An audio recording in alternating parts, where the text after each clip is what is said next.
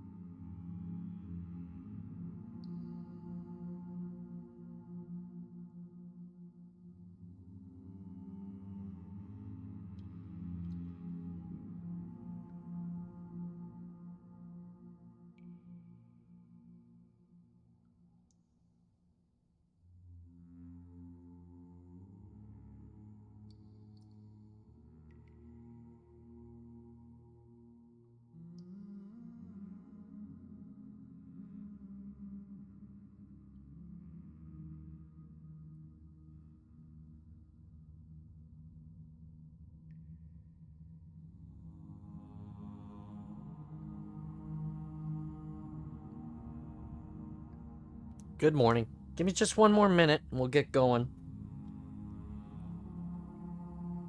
I'm trying to send out all of my announcements, but Discord on my PC is being weird, and I haven't figured out why yet, so...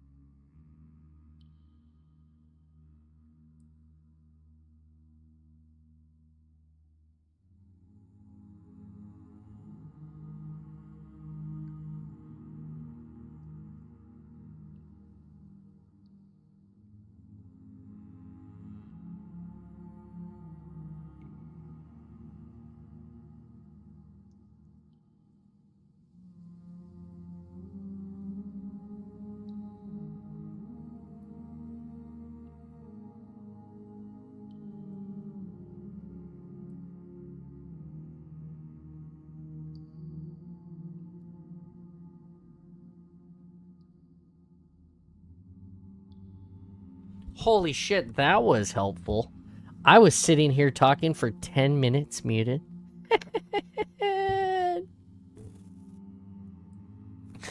Some days. Thanks, Andy. Thanks, Jimmy. Good morning. Fuck. Well, okay. Well, we'll go through it. I'll go through it from the top really fast this time. Thanks for hanging out and being awesome with me.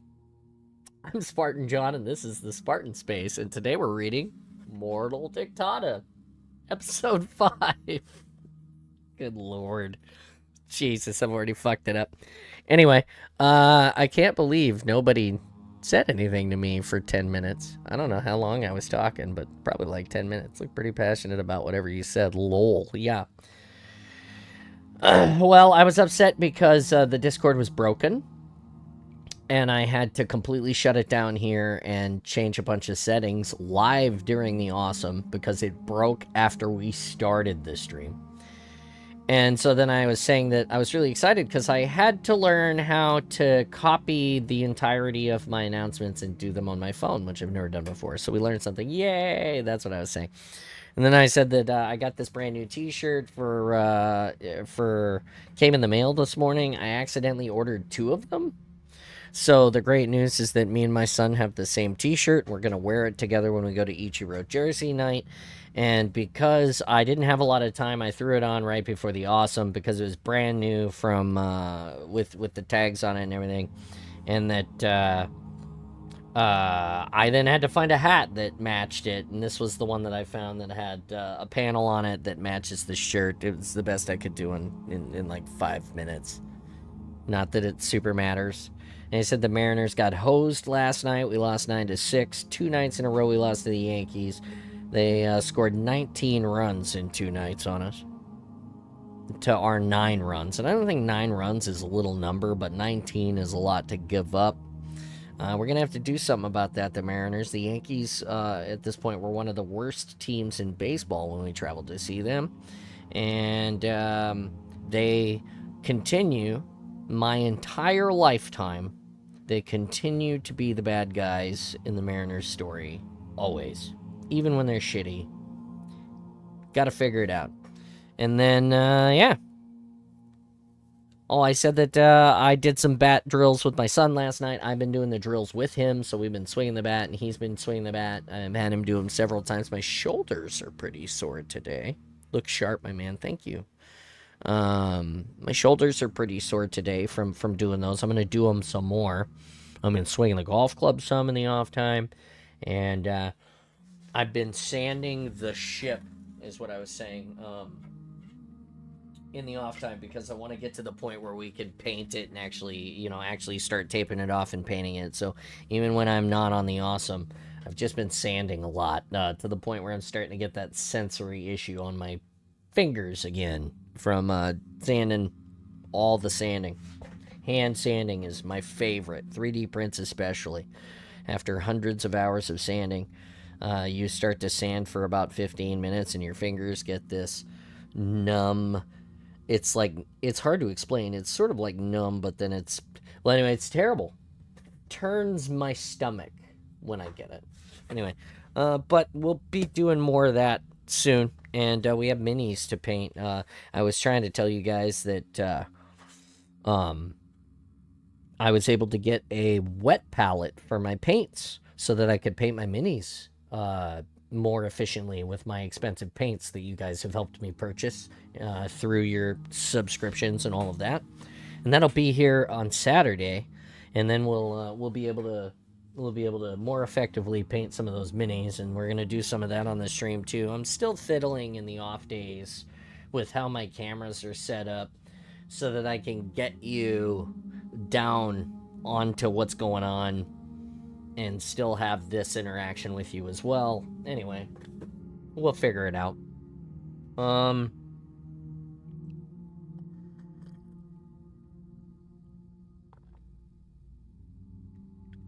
Good morning, Meat Daddy.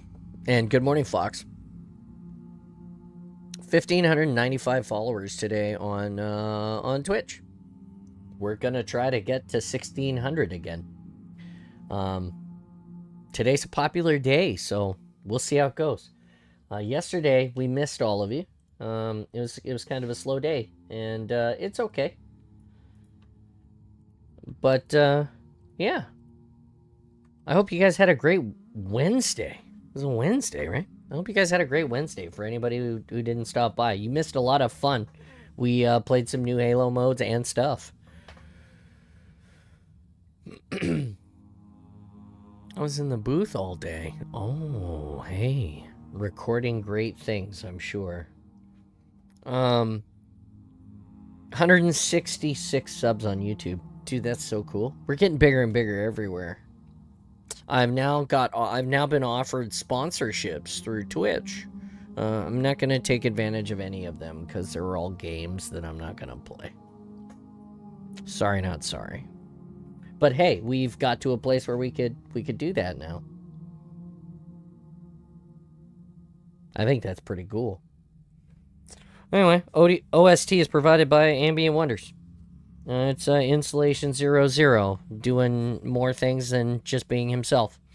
He is up to 1,830-ish subs on Ambient Wonders. It's a whole bunch of music from things like Halo and mostly Halo. Yeah. But it's this. This has been featured in almost every single reading, this particular soundtrack. Absolutely love it. Anyway, thank you. Thank you for letting us use it. Go check it out. Ambient Wonders. I'll post the link. Or you could put OST in the commands if you want. Don't forget to check out my friends. There they are. 3 really great human beings. 2 crafters and 1 genius. All support the awesome in various different ways. Go check them out for me. I'll rotate and put some new people in there maybe soon. Anything else? Well, you guys all know where to find me. And don't forget to join the Discord. Because, oops, I turned myself way down. Don't forget to join the Discord because, it's worth it. You can't hang out with a more awesome group of people. Great soundtrack, great reading. Thanks. Thank you. I appreciate that. That's helpful. I'm glad that people actually enjoy it. At the beginning, I thought that this was going to be one of my least successful things because I didn't think I'm very good at reading, but a lot of people have come out and thank you, Kevin. A lot of people have come out and been really supportive of it and come back for the come back for the everything. The Discord is great to join. Thanks. Yeah. Well, was just here playing with us yesterday. All right, guys. Well, for everybody who doesn't know, here's the spaceship. Dun, dun, dun, dun, dun, dun, dun, dun. Anyway. Never gets old for me. Never gets old. The spaceship is here because there will eventually be some edits that happen so that you can listen to the books only and not have to deal with all the gaming afterwards if that's what you don't come for. I think that both are great because all I do is make great content, in my humble opinion. I am the book daddy. That's right. I have an entire community of Halo people who came along and stumbled across us and came with some of the... I blushed. I was blushing so hard. Book Daddy. They had a whole bunch of them. It was great. Book Daddy is the one we kept, and then I have that on my cup with the pineapples. My wife made a cup for me for Book Day. It's great. It's the best. Anyway, I'll take this out of my mouth so I can read. Here it goes. What time is it? Alright, we're a little late, but here we go. New Tyne Airfield. Bloody hell. Mal didn't have to feign surprise.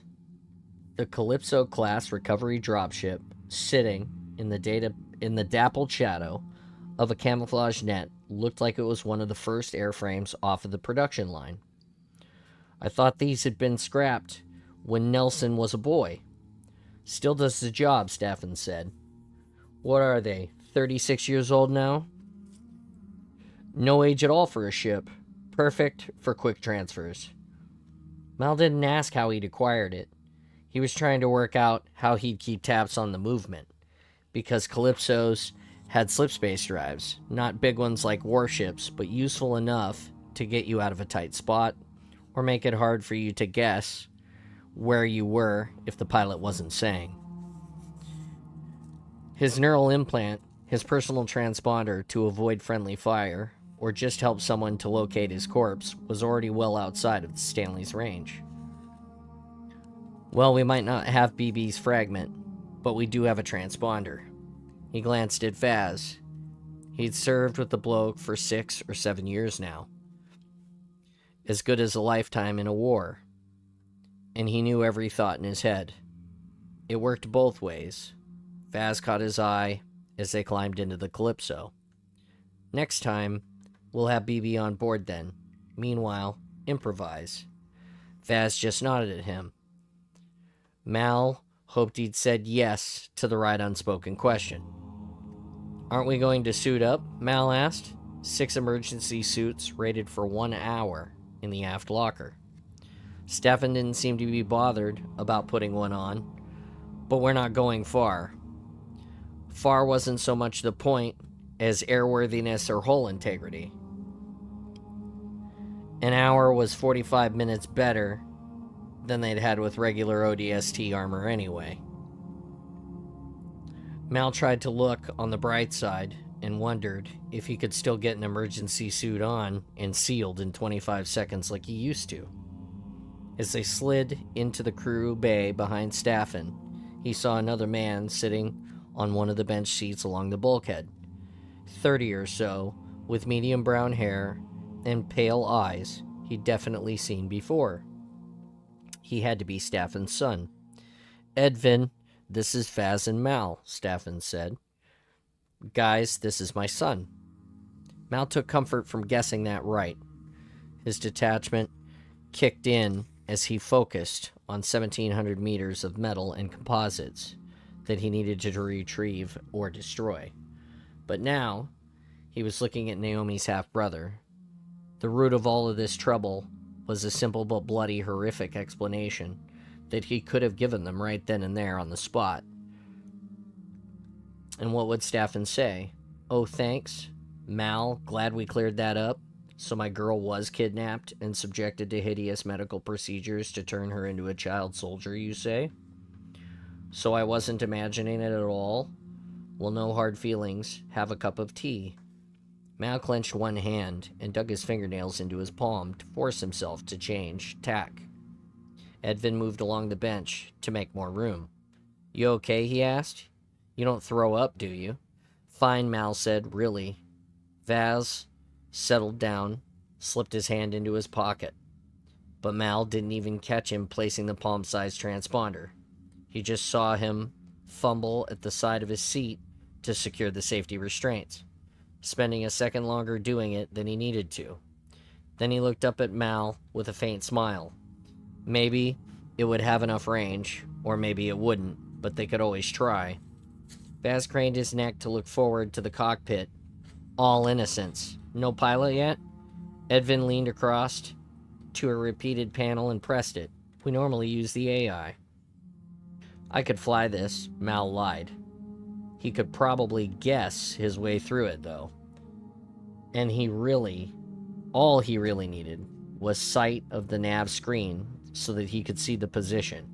Calypsos were less complex than a Pelican and designed to be more forgiving of a pilot under fire. He tried his best cheeky grin. No union restrictions here, are there? No need, Staffen said, sitting down opposite Mal and buckling in. Let's talk. The hatch closed and the drive started up.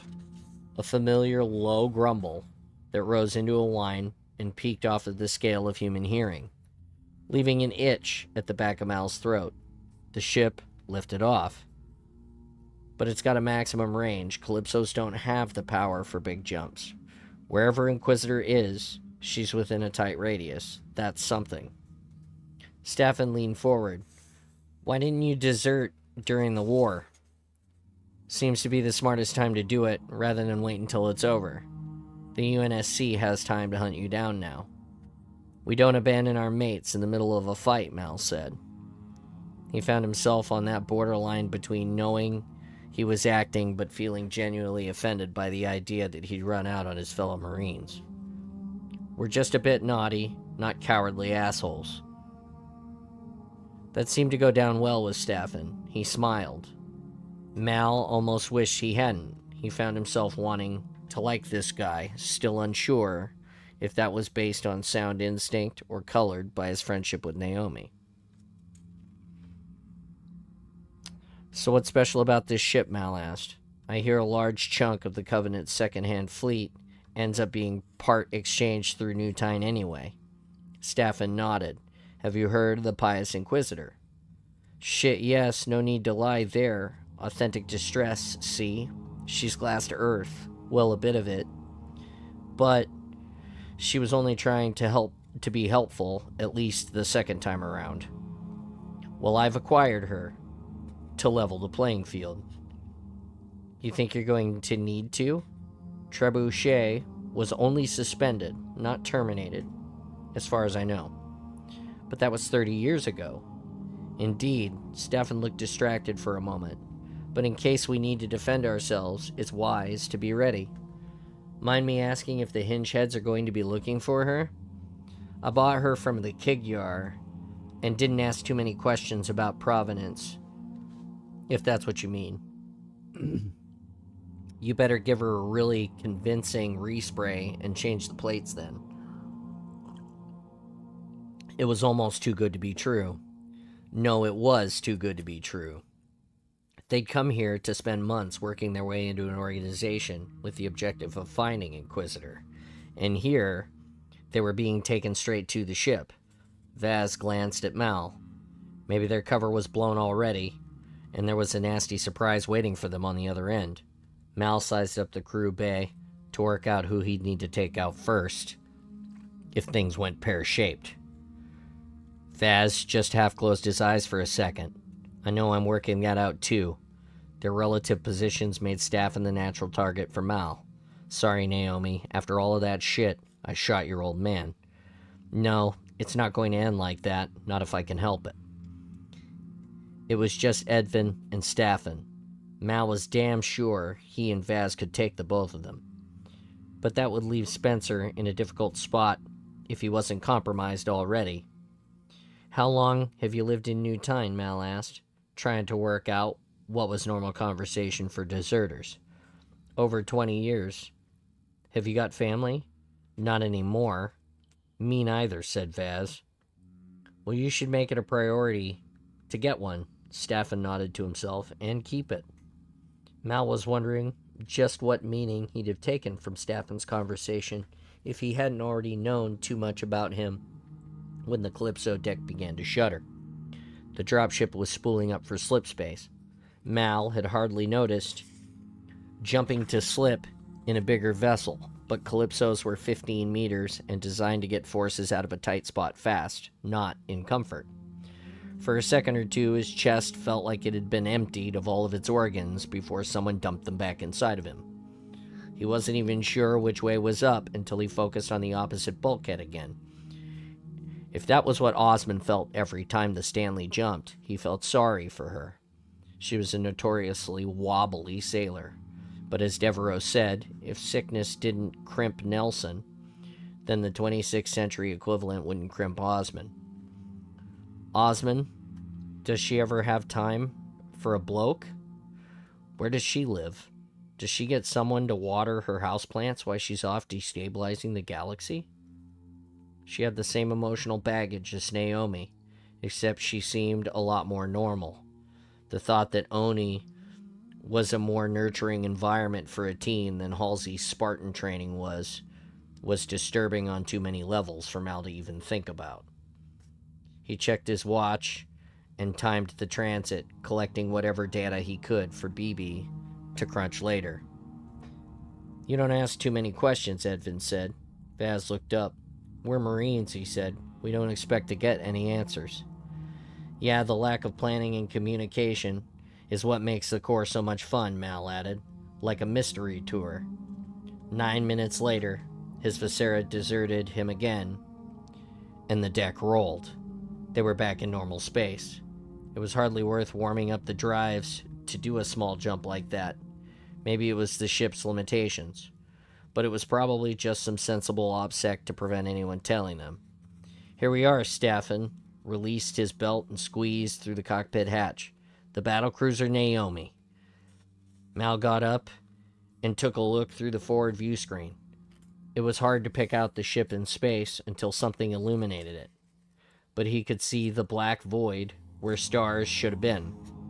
And then the regularity of the line of tiny white lights gave it away. It didn't have the heart-stopping scale of running into infinity, but it was still the stuff of which loss of bowel control was made. Maybe it was the shape. It was curved and organic, the kind of outline that made him think of earwigs and parasites, not slab-sided and industrial, in the manly, honest way that the UNSC ships delivered their kick up the ass to the enemy. Yeah, that's emotional and makes no sense, but I'm fine with that. And Mal had to ask an increasingly obvious question, if Faz didn't. It was just too weird for an innocent person not to ask, seeing as Staffen had now said it twice. Why did you call her Naomi? Apart from Pious Inquisitor being a bit dickish for the humans. My daughter, Staffen said. From my first marriage. She was abducted. Oh. Sorry, mate. Mal caught Edvin's expression, pained. That was what he'd called it.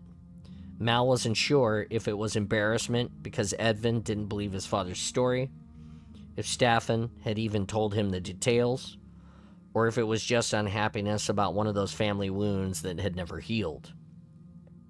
And we could set it straight in 1 second. Not put it right. Way too late for that.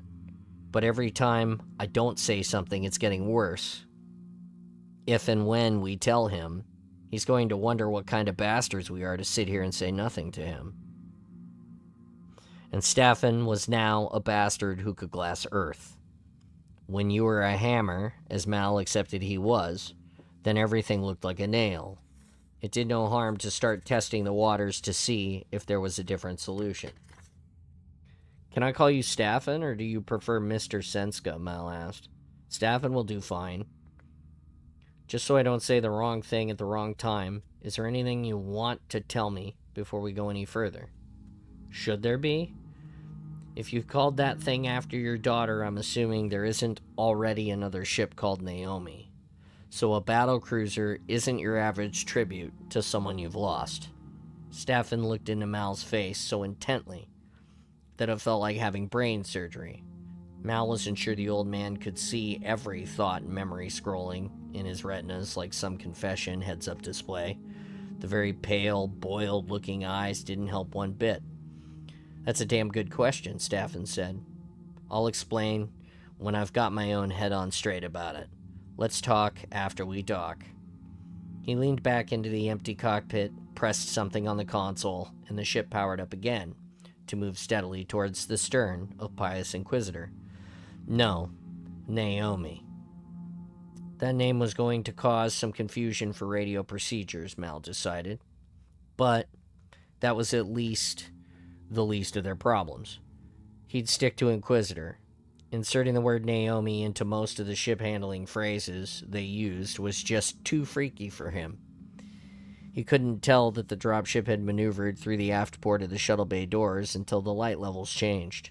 Some muffled clangs and thuds shuddered through his boots, and then the air pressure changed enough to make him swallow. Thaz jumped out as soon as the hatch opened, one hand on his magnum. Staffen raised an eyebrow.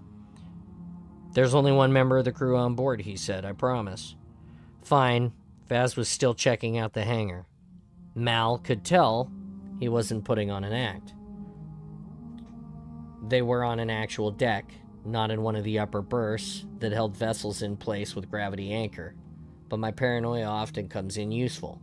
Staffen led the way through the bays, into the curved passages, Mal at his heels. The space felt empty, in a way that a 6-kilometer ship like Infinity didn't. It was something about the stark design, devoid of notices on the bulkheads, firefighting equipment, chevrons, hazard markings, and all of the other visual clutter that made Mal feel at home inside of a UNSC vessel. It was also very purple, the kind of purple that would have looked equally at home in a bishop's office or a hooker's boudoir. Mal settled on the religious image. The ship was architectural, like a cathedral. It seemed to want to live up to the holy war that the ship was designed to wage. Actually, no, not a cathedral. It was more like a nightclub, after hours, with the cleaning lights on, except there were no mystery stains or gums on the carpet. I gather she passed through a few hands, Stefan said. Trying to invade Earth 1 minute and trying to save you from the flood the next. Mal kept walking. Vaz's boots echoed behind him. You've checked her out pretty thoroughly, then? I had to ask ex-Covenant personnel. The UNSC helpline was busy. Well, the brutes used her to attack the Sangheili during the Civil War, the Great Schism. Then she was part of the Arbiter's fleet in Retribution. Then the Sangheili rebels got her back. So she's had a few careless owners. Stop me if I'm getting boring. No, I'm riveted, Stefan said, raising an eyebrow. Feel free to give us the guided tour then. Mal decided he'd sold himself to Vaz as useful additions. Himself and Vaz as useful additions. The air in the ship smelled slightly stale. A blend of chemicals, thestuary mudflat scent of the Kigyar, and hot metal from the Calypso's maneuvering thrusters. Once they were in the elevator, the aroma changed again to something more industrial. Edvin said nothing. He just watched like the patient cat. Mal got the impression that he'd take betrayal very badly. So how did you guys counter these ships? Stefan asked as the lift climbed. Fire everything you've got at them and board them and destroy the command and control systems, Vaz said. They don't glide well. Mal decided that his and Vaz's real value to Stefan was their knowledge of how the UNSC would deal with the Inquisitor if she showed up near Earth. They knew a little more about the particular class than anyone on Venezia. Anyone he'd trust, anyway. But you could pay a Kigyar to get you the operating manual for anything. We've boarded them, Mal said. They're not invincible or impregnable. On the other hand, if you're just looking to defend Venezia from attack by giving visiting ships a big hello, they've got a lovely laser turret and plasma torpedoes. Vaz didn't offer an opinion. Maybe he thought that Mal was being too helpful. But what these cruisers could do was bloody obvious to anyone who'd watched even a few seconds of the news in the last 30 years. The elevator doors opened, spilling them out onto a deck that was probably the CIC suite. So, they were now midships. Then, because that was where the Hingeheads put their CIC, in a citadel, like any sensible navy did. Mal had never forgot his way quite this far through. Mal had never fought his way quite this far through a Covenant cruiser. The sight of it almost distracted him from his current task. Hingeheads haven't got any taste, have they? He said, hands in pockets as he gazed around, trying to look a lot less interested than he actually was. It's like a tacky nightclub. Purple, purple, purple. All they need is a mirror ball in the deckhand, and they can rent this out for down-market corporate functions. This was a ghost ship. The emptiness was overwhelming. But it was a ghost ship with all its main systems still running, and it meant that it had a nav display somewhere. Something that would tell Mal exactly where they were, with a comms node for BB. And now I know exactly what information I should have asked BB to get. Oh well, we'll have to improvise again. Vaz jumped down from the platform and walked across the deck, inspecting the various workstations. Don't worry, I'm not going to press anything, he murmured. Just fascinated. A little. Sobering to see the world as they saw it. The bastards. He leaned over a display and peered closely at it. Is this nav display off? You don't want it calling home? Edvin rushed down the ramp from the platform and went to fiddle with the display. We're still working through the manual, kind of, but I think that's off. Sure, Faz prodded it a few times. Mal leaned on the rail and watched the display switch between scales. What's this, then? Venezia? Sure it's not saying Helios? No, look, Edvin toggled between the scales, zooming through the tens of light years at a time. Because that's Corfo. I read enough Covenant script to recognize that. Vaz was taking his time over it, frowning, memorizing, or maybe he's just got a mini can running. The crafty little sod was reading off the ship's coordinates from the projection. One problem down and one to go. Sorted. If the transponder didn't work, they still had a good idea where the ship was. Mal was impressed to see that Mr. Earnest and Honest could be sneaky when he needed to be. Let's ask the expert, Staffen said. Sinks. Come here, Sinks. Staffen clapped his hands and looked around, like he'd lost someone. It didn't occur to Mal that Sinks wouldn't be human or Kigyar. It was only when a blur of pink and violet light flashed in the corner of his eye that he turned and saw an engineer drifting in their direction. This is sometimes Sinks, Staffen said. Or Huragok. Have you come across them before? Oh, yeah. He'd have all the ship's data in his brain. But if BB got into the system, Sinks would be all over him too. Well, that solves most of your problems. I don't need to explain them to you then. No, we've met a few of them.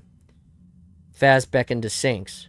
The creature's mum must have warned him not to talk to strange Russians because we gave Vaz a wide berth and drifted up the command platform.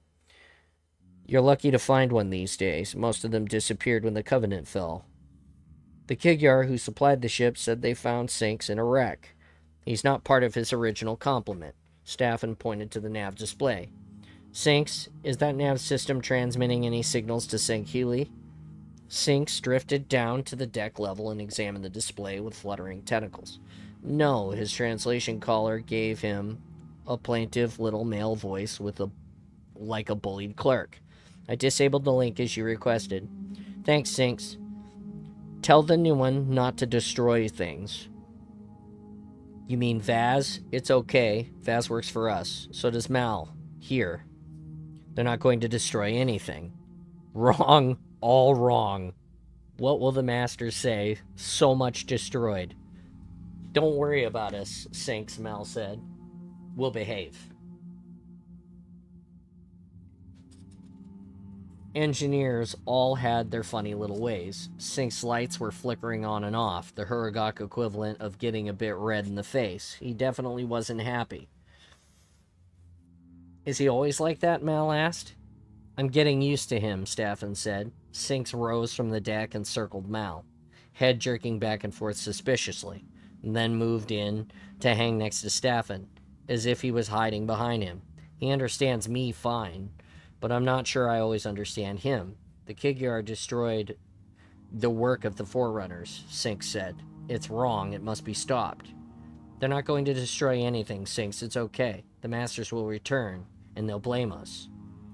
It's okay. Staffen gave Mal and Vaz a look, as if he was making excuses for the dotty old ant who'd started rambling.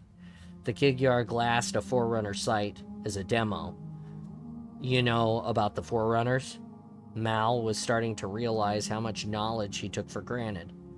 That the civilians in the civilian world didn't have or regard as amazing novelty. Got the t-shirt, he said.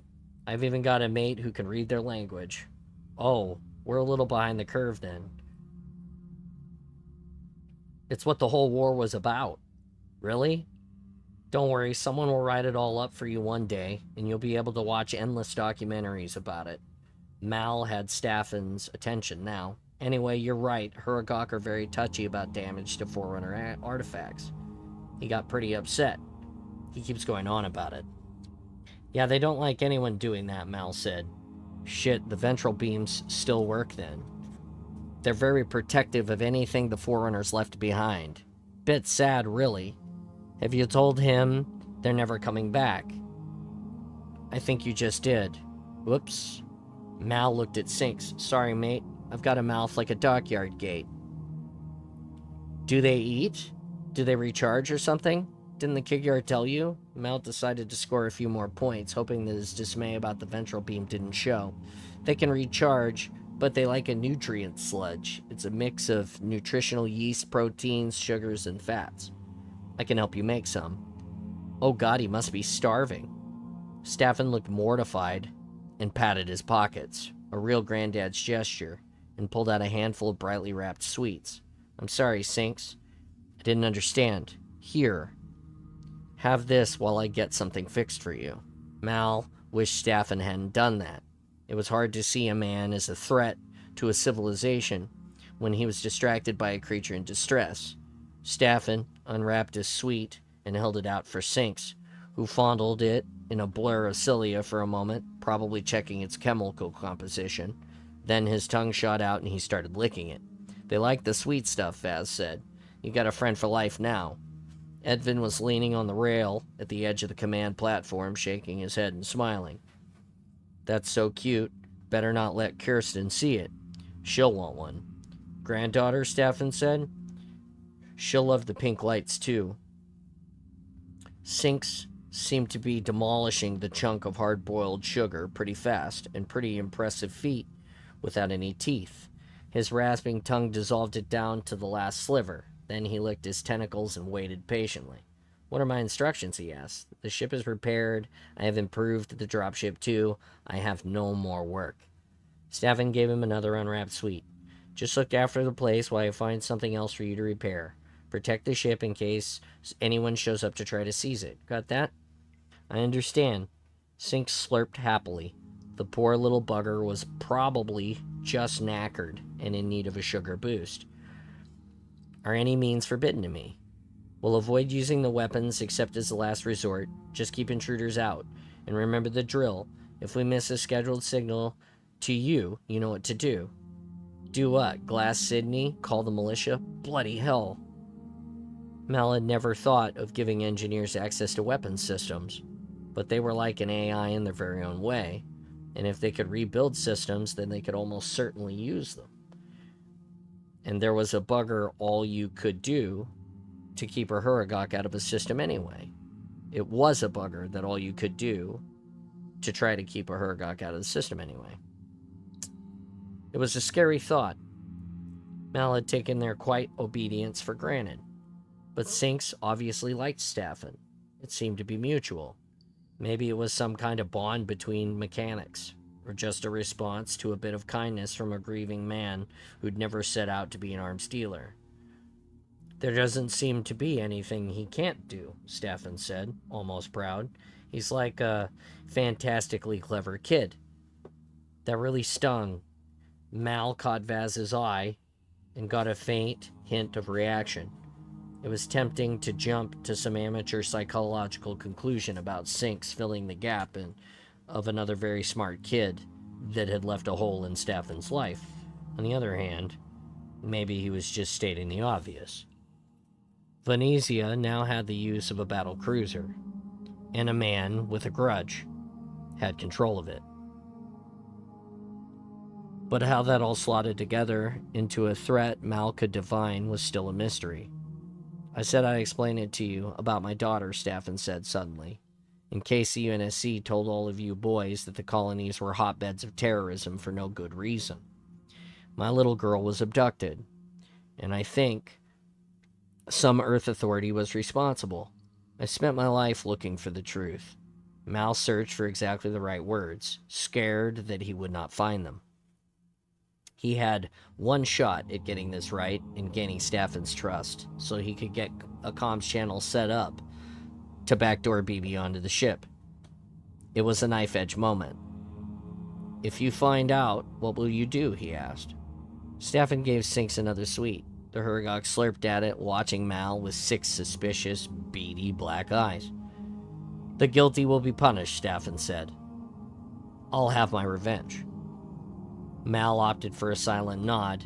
This definitely wasn't the time to tell Saf and Senska that what had been done to his daughter was probably worse than he could have ever imagined.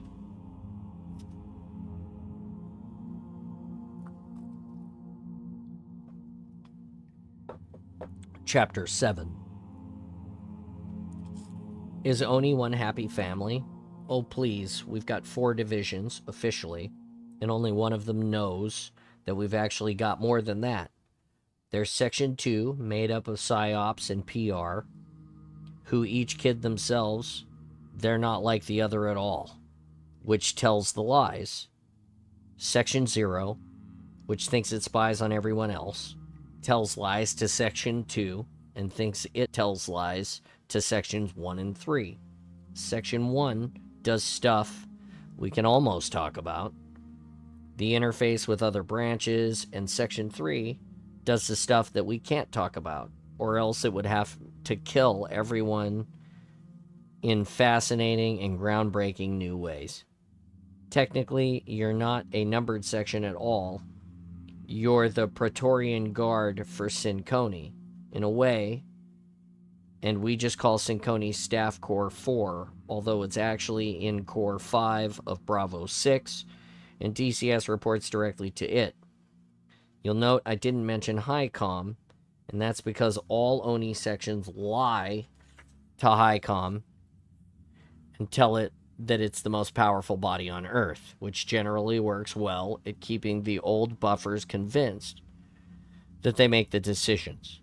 Now are you confused? I certainly hope so, because that's my mission.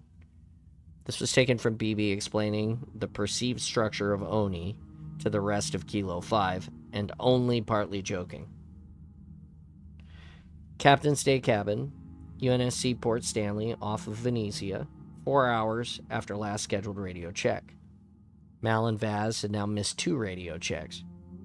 Osman wouldn't have worried about 1 going adrift, but 2 was cause for concern.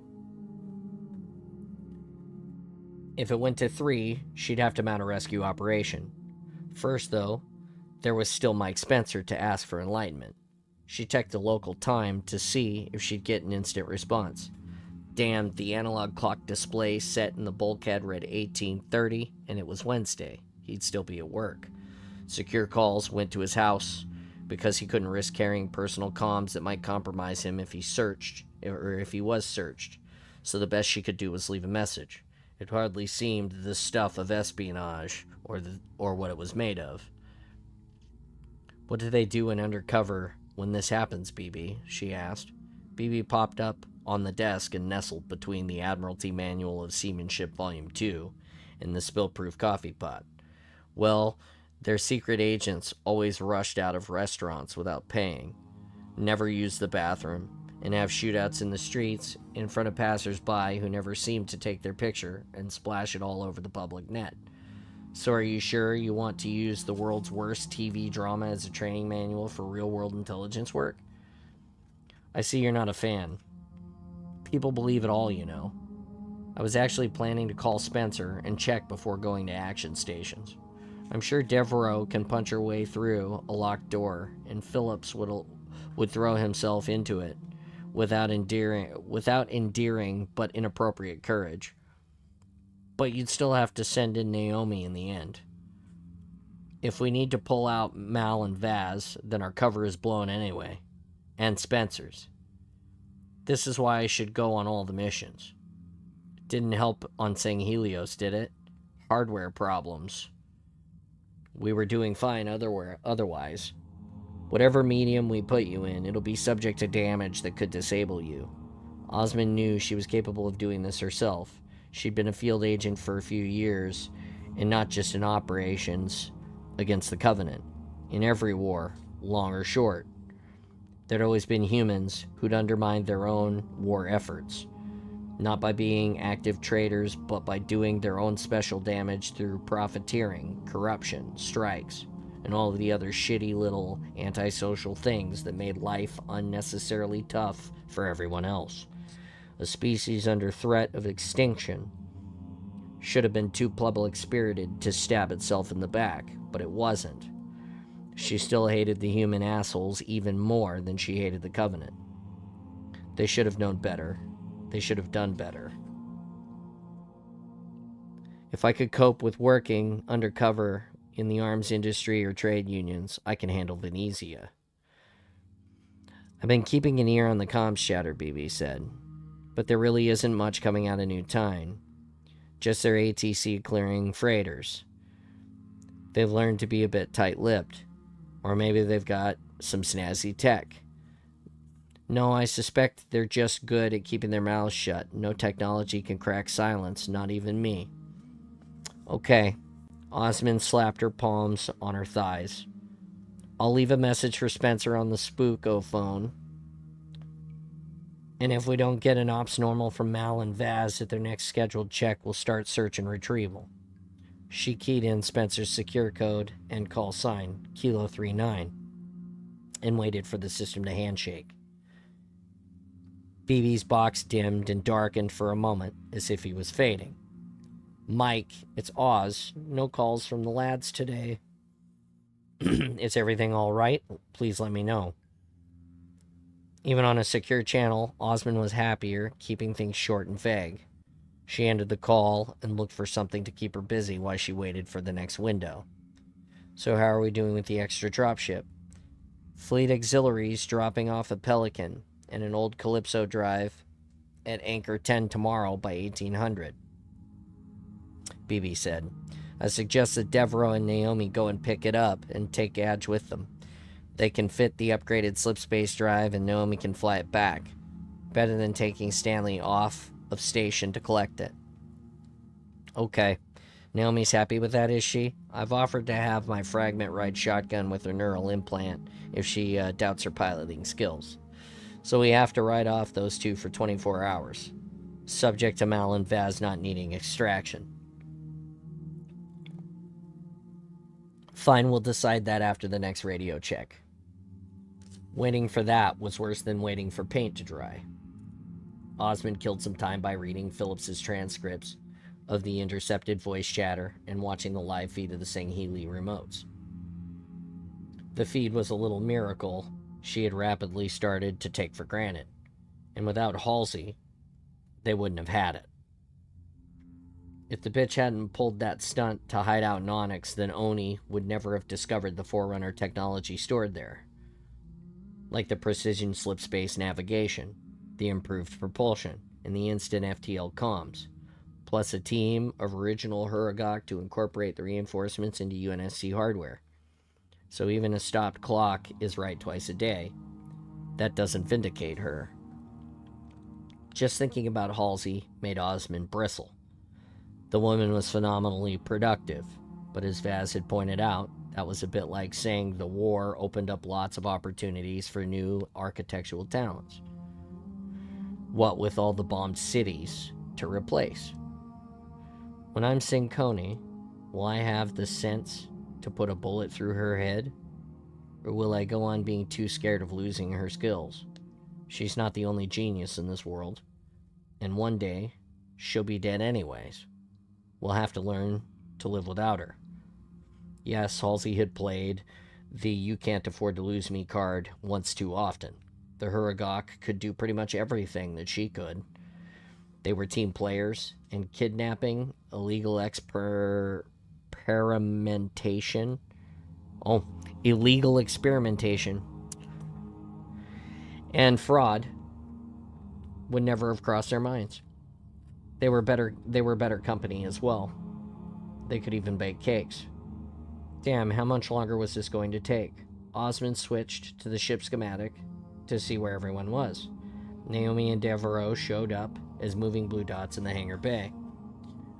Located by the neural implants, 3 other icons wandered around the hangar as well. The green dot of Phillips' comms unit and the 2 yellow dots of the Huragok translation devices, assigning them different colors had helped. It had been hard to tell Phillips from the Huragok until one of the lights drifted up a shaft between decks. They all appeared to be hanging out together. It was either a positive sign of team bonding or an all-hands emergency that they hadn't chosen to share with her.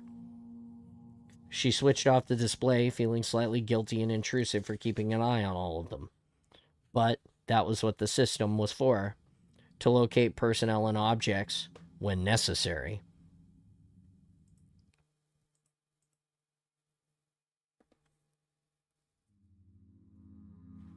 The ship was too big for her to get up and search for a handful of people every time she needed to do something. But it still had the chess piece feeling that she hated. The lights were units, stripped of personalhood into deployable assets. She didn't want to get used to doing things this way. Once that distance between herself and the subordinates was established, it became a process of othering, of not like me, and then she might feel entitled to use them, much like Catherine Halsey might have done. They would be relegated to assets, just means to an end. People. Even if some of them are Huragok. If we fought to save humanity, then the word ought to have some meaning. She jogged around the decks, burned an hour in the gym, and made herself 2 pots of Oni's finest Blue Mountain by the time her radio alerted her to the incoming message from Spencer. She took it in the galley. "Hi, Oz." Spencer always called her that. He'd first met her when she was 16, and a cadet on a study attachment to Oni. As far as the official record was concerned, the name had stuck. "I just got back. They haven't called in then?" "Nothing." "Well, don't panic just yet. It's their first honest day's work at the militia HQ. But Vaz had a transponder with him. I've checked the log, and it went from the airfield to the jump point and then disappeared. My guess is that they went somewhere in slip space vessel, or blew their cover and got taken away and dumped out of the airlock." Osmond checked the time display on the radio. "Okay, can you send me that transponder link? I'll track it from here as well." "It's no trouble, Oz. You know, I like to worry personally." "Okay, sending it now. I'm monitoring some local channels for chatter, too, just to be sure." Spencer didn't pass any comment about the wisdom or otherwise of asking frontline Marines to do undercover work. Osmond went back to the bridge and settled in to watch the transponder signal on the monitor. Not sure what it might mean if it reappeared. It all depended on where Vaz had put it. A little later, Phillips came bouncing through the doors, put an arm in her hands without saying a word, and left. BB must have suggested that she was in need of some substantial distraction. The puzzle balls definitely provided that. Within minutes, she was so mesmerized by the thing that sometime later, while she was wrestling with the sequence that she was certain she hadn't tried before, the monitoring system chirped, and she had to make herself put the arm down. A 3-dimensional holographic image of the Venezia sector popped up in front of her, and just above the console flashing a small point of yellow light. "Any idea what that is?" BB asked. He didn't appear. He was just a disembodied voice. "Not yet. If it's going to land at the airfield, I'll move a remote to watch it." The vessel, which might or might not have contained Vaz and Mal, emerged near the inner slip space limit. The closest point to Venezia that a small vessel could make a jump or drop out of slip space. The holographic plot scaled down until it took in Venezia itself and then zoomed into the surface, showing the vessel coming to a stop. It had landed. That was the only way she could interpret it. But it was another hour, a tense hour, that even the Arum couldn't make pass any less stressfully before the comms console came to life and Mal's voice filled the bridge. "Day tripper to Port Stanley, over." Osmond savored the relief. "Go ahead, staff. Where the hell have you been?" "Sorry we missed the last couple of check-ins, ma'am, but we've got a fantastic excuse for staying out late. Is Naomi listening?" "No, I can guess what's coming next then. Maybe not. We were inspecting a ship. A ship, or the ship. It was definitely Inquisitor, and we didn't even have to blow a hole in the hull. Staffen let us scramble all over it. In fact, he insisted. One fully serviced, cannon up, fully fueled HMS Bastard. Where is she? Did you pick up the signal? You should have her coordinates. Probably out of range, but I'll check it again. Never mind, Vaz used the transponder. so it'll be in the log somewhere. He worked it out by hand, too. BB, stand by for the position now, just in case we don't get another chance to call in again. Osmond was almost afraid to get her hopes up. It was going so smoothly that it felt like a setup, but Mal and Vaz were too smart to fall for anything like that. What about the comms channel for BB? We didn't try to extract a comms frequency, but pushing it might have made them suspicious. Sorry, I'm being ungracious. Well done, both of you. Good results. Staffen got some kind of radio check system going in the ship. We could try intercepting that signal, which brings us on to the bad news. You know, Staff, I feel oddly happier knowing that there is some. He's got an engineer on board, mad little bugger called Sometimes Sinks. We can handle that, can't we, BB? BB appeared immediately and spun on one of his corners with a sparkly effect. Piece of cake, ma'am. Mad bugger's my specialty. And Mal said Staffen's renamed his ship. Osmond repeated that to herself. I've obviously missed something here. He's called her Naomi. Mal didn't have to explain any further, and Osmond wasn't surprised. Just dismayed that they hadn't overestimated how fixated Staffen Senska was. Well, at least we know how his mind is working. Has he said anything about it? Yeah, we had a brief chat. Mal took a long breath. His cue that he was about to say something that he wished he didn't have to. He spent his life looking for her. He's a clever bloke, ma'am. Very clever, very persistent. You can see who Naomi takes after. Mal ground to a halt. Osmond could fill in the rest for herself. Mal, Vaz, and Devro had been picked for Kilo 5 for specific qualities on top of their soldering skills. They were honest and loyal, with a strong moral compass. Parangoski had given Osmond a Praetorian Guard, as BB liked to call it. They'd watch her back, but never be bootlickers. Within the rules of the command, they'd argue, they'd challenge. Being Synconi was a lovely job, and it was a healthy break on megalomania to have a close circle that wasn't afraid to tell you that your plan sucked. Well, she definitely got that with Kilo 5. Mal had made it clear that he didn't think Oni were the good guys this time. I know you're not happy with this, Staff, she said, but the best thing we can do for him is to stop him from using the ship against Earth in any way. I never said it wasn't anything else for us. That could have easily been my father. Does that mean I ought to be more detached from this crap, or less? No, go and get a beer, she said. You've earned it. What about BB? We still haven't identified an entry vector for him. Are you scheduled to visit the ship again?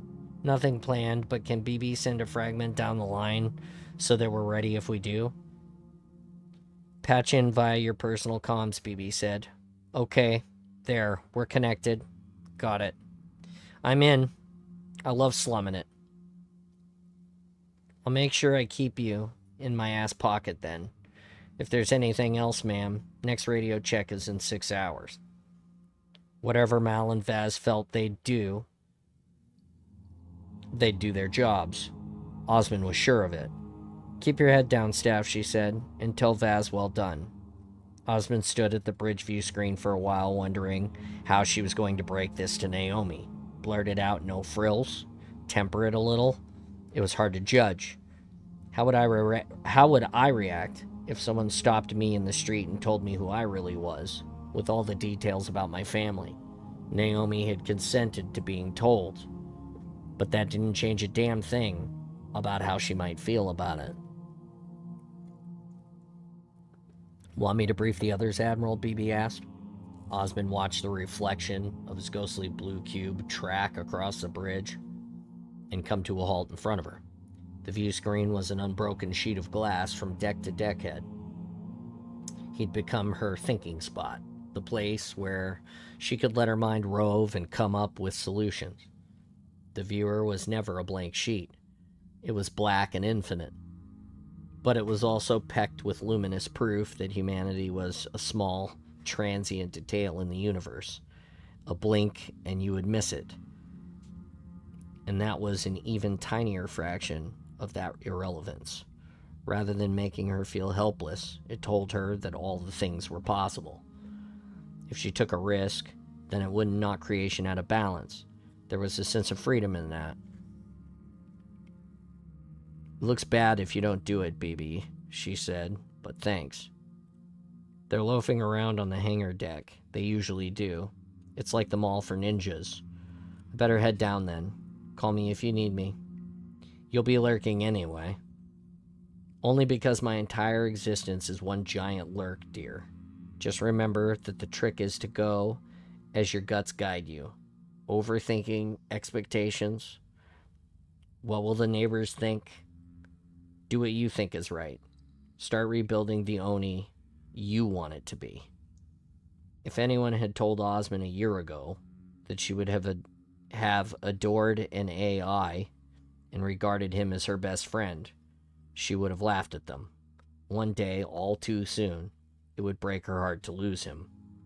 Were you a saint in a previous life, she asked. BB usually had a glittering riposte for every comment, but he paused for a moment before answering. A second pause for BB was an hour's careful consideration for a human. I have the feeling that I wasn't very nice at all, he said, but I'm perfect now, so that's all right, isn't it?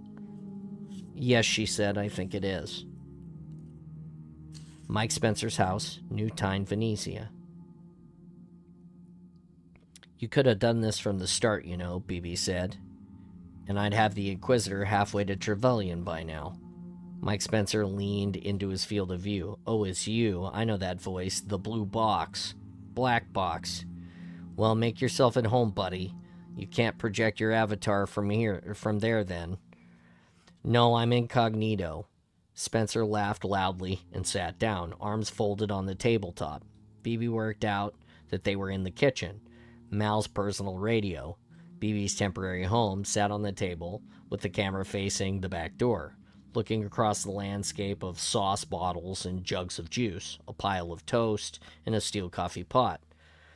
Without any access to any other sensors like Naomi's helmet filter or environmental monitors, he was reduced to just two senses, sight and hearing. He couldn't smell anything, even though he could see the frying pan on the stove coughing up little flecks of fat from time to time. Damn, if I'd had a guy like you in my gear when I was on Reyna's, I might not have gone crazy, Spencer said. You know, if you don't talk for long enough, you forget how to speak. I used to talk to myself a lot just to stop that from happening. It's a strange life, being someone else. It's even stranger trying to recalibrate yourself to being you again. I'm not sure I'm the me that I used to be. Spencer felt in his hand pocket and pulled out a pack of cigarettes. The fingertips of his right hand were stained with nicotine, so his smokes were a real thing. Still, peons like me wouldn't get issued with top-end AIs. You're a big budget item. Handmade by craftsmen, dear boy. And the right brains don't grow on trees. Donor, right? Actual volunteer, I mean, not just harvesting brains post-mortem. Well, yes, Halsey grew her own, but that's another matter. Is she still officially dead? I was kind of hoping for a show trial. It'll take a stake through the heart to finish her off, I'm afraid. I'm maintaining the volunteer list for that. Want me to put you on it? Spencer laughed again, then got up to prod the contents of the frying pan. BB saw a shriveled strip of bacon flip over. Judging by the densely amber color of the juice, it was a carrot, not orange, and the toast was whole grain. BB decided Spencer was a man who believed in balancing the healthy eating books. Okay, BB, Spencer tipped the bacon onto the plate. I'm going to check out the radio and telecom network around town to see which transmitter Senska would use to contact his ship. If it's any distance away, he'll have to relay the orbital node to the Kigyar station just past the jump point anyway. But I think our best bet is to get you in the transmitter. You can do that, can't you? I'm the barracks electrician. They expect me to fix anything with plugs and a power supply. Mostly I can. He settled down on the table and assembled the bacon and toast into a sandwich. Liberally glued them together with the bottled down brown sauce. BB could hear Mal and Vaz talking in another room. The murmur of conversation grew louder as they walked into the kitchen. Oh, bacon Sammy's. Bacon Sarnies, Mal said, inhaling like he'd caught a whiff of some luscious perfume. He rummaged in the fridge and took out a paper-wrapped wad of rashers. Proper breakfast. Want some, Vaz? Vaz grabbed a slice of toast and buttered it. 90% of your food triangle is some form of dead pig. Not true.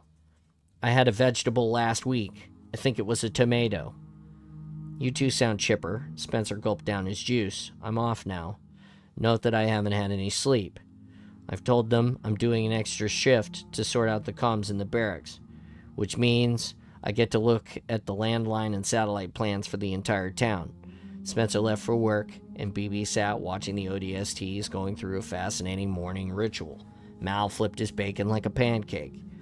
I hope Staffen calls the ship more than once a month, he said, or else this is going to get bloody tedious. Didn't you ask him how often, BB said. Let's just say it didn't flow naturally. Mal piled up the bacon between the two slices of bread. There's such a thing as being, too curious on a first date. Now that they knew where Pious Inquisitor was, they could have simply cut their way into the ship and boarded her the hard way. But there was a Huragok on board, and while they were busy hacking away at the metal, he could have deployed any number of countermeasures. BB's experience of Huragok was the two passive little chaps on the Stanley, but if the ship was venting atmosphere, they'd rush and do something about it immediately. So would Sinks. Far better to sneak in via the computer and just sort it out quietly. No damage, no fuss, and no casualties. So is this going to work, Vaz asked. Once you're in, what are you going to do exactly? You want the full explanation or the meatbags guide? Meatbag version, please. I can't cope with technobabble in the morning. I get into the ship's central computer, lock Sinks out of the power supply in case he thinks it's a glitch and tries to fix it, and neutralize the ship's defenses. Terminate him or her. Just isolate the decision-making process. It's just a very dumb AI, Vaz, not a self-aware personality. No, him or her. The Covenant weren't into that. Oh, wow, the relativism. Then I move in and take over power and navigation. Do you want the Huragok alive? I think Oni would like that. He'll be chock full of lovely data. Okay, then I take over the life support as well. Then I lay in a course for Trevelyan, kick the old tub into slip space, and sit back and scarf all the peanuts and cocktails during the flight. Voila. I hope there's a good movie. Mal gave him a knowing grin. Sometimes BB had to remind himself that Mal was responding to a small piece of electronics, the size of a bar of soap. He seemed to have superimposed a person on top of that. Everyone did. Well, we're due on watch the day after tomorrow. So how are we going to use this time fruitfully? Mal asked. Show me around town. I want to see the place, analyze some data. Remember that I pick up more than you do. This was a practical purpose in it, but BB also quite liked the idea of exploring this place. He'd enjoyed wandering around St. Helios with Phillips, provided there was some link or carrier wave that he could access, and he had an interface to be his senses. He could have traveled anywhere in the galaxy and experienced the universe in more ways than a human ever could, seeing wavelengths beyond their limited eyes and hearing what they could never hear. But accompanying a human was somehow a lot more fun. They reacted. You could compare notes. You could do stuff with them. Okay, we'll take you to the pub then, Mal said, because that's what blokes do. Oh, I'm a bloke? How splendid. We'll take you to the place where the Kikyar hang out. That'll be fun. Mal held the radio up to his face and peered at the camera. Now you know what happened last time you went on a trip with Phyllis. We're going to maintain a link to Stanley, so if things get hairy, you could transmit yourself back to the base in a single second. Got it? You bang out up the line and call the cavalry. No hanging around to get caught, because the first thing they'll do is grab our comms. Oh, and warn Spencer right away, because if we're burned, he's next. Got it? Got it, staff? Promise? Scout's honor. Vaz drove them around in the old Warthog, pointing out the sights, while BB took in the view from the vantage point in Mal's top pocket. BB recorded everything. All the intel came in useful sooner or later, and agreed with their assessment. Newtine was shockingly normal. The bar, Stavros, was a little more wild and entertaining, though full of squabbling Kigyar, who were speaking in fascinating patois? P-A-T-O-I-S?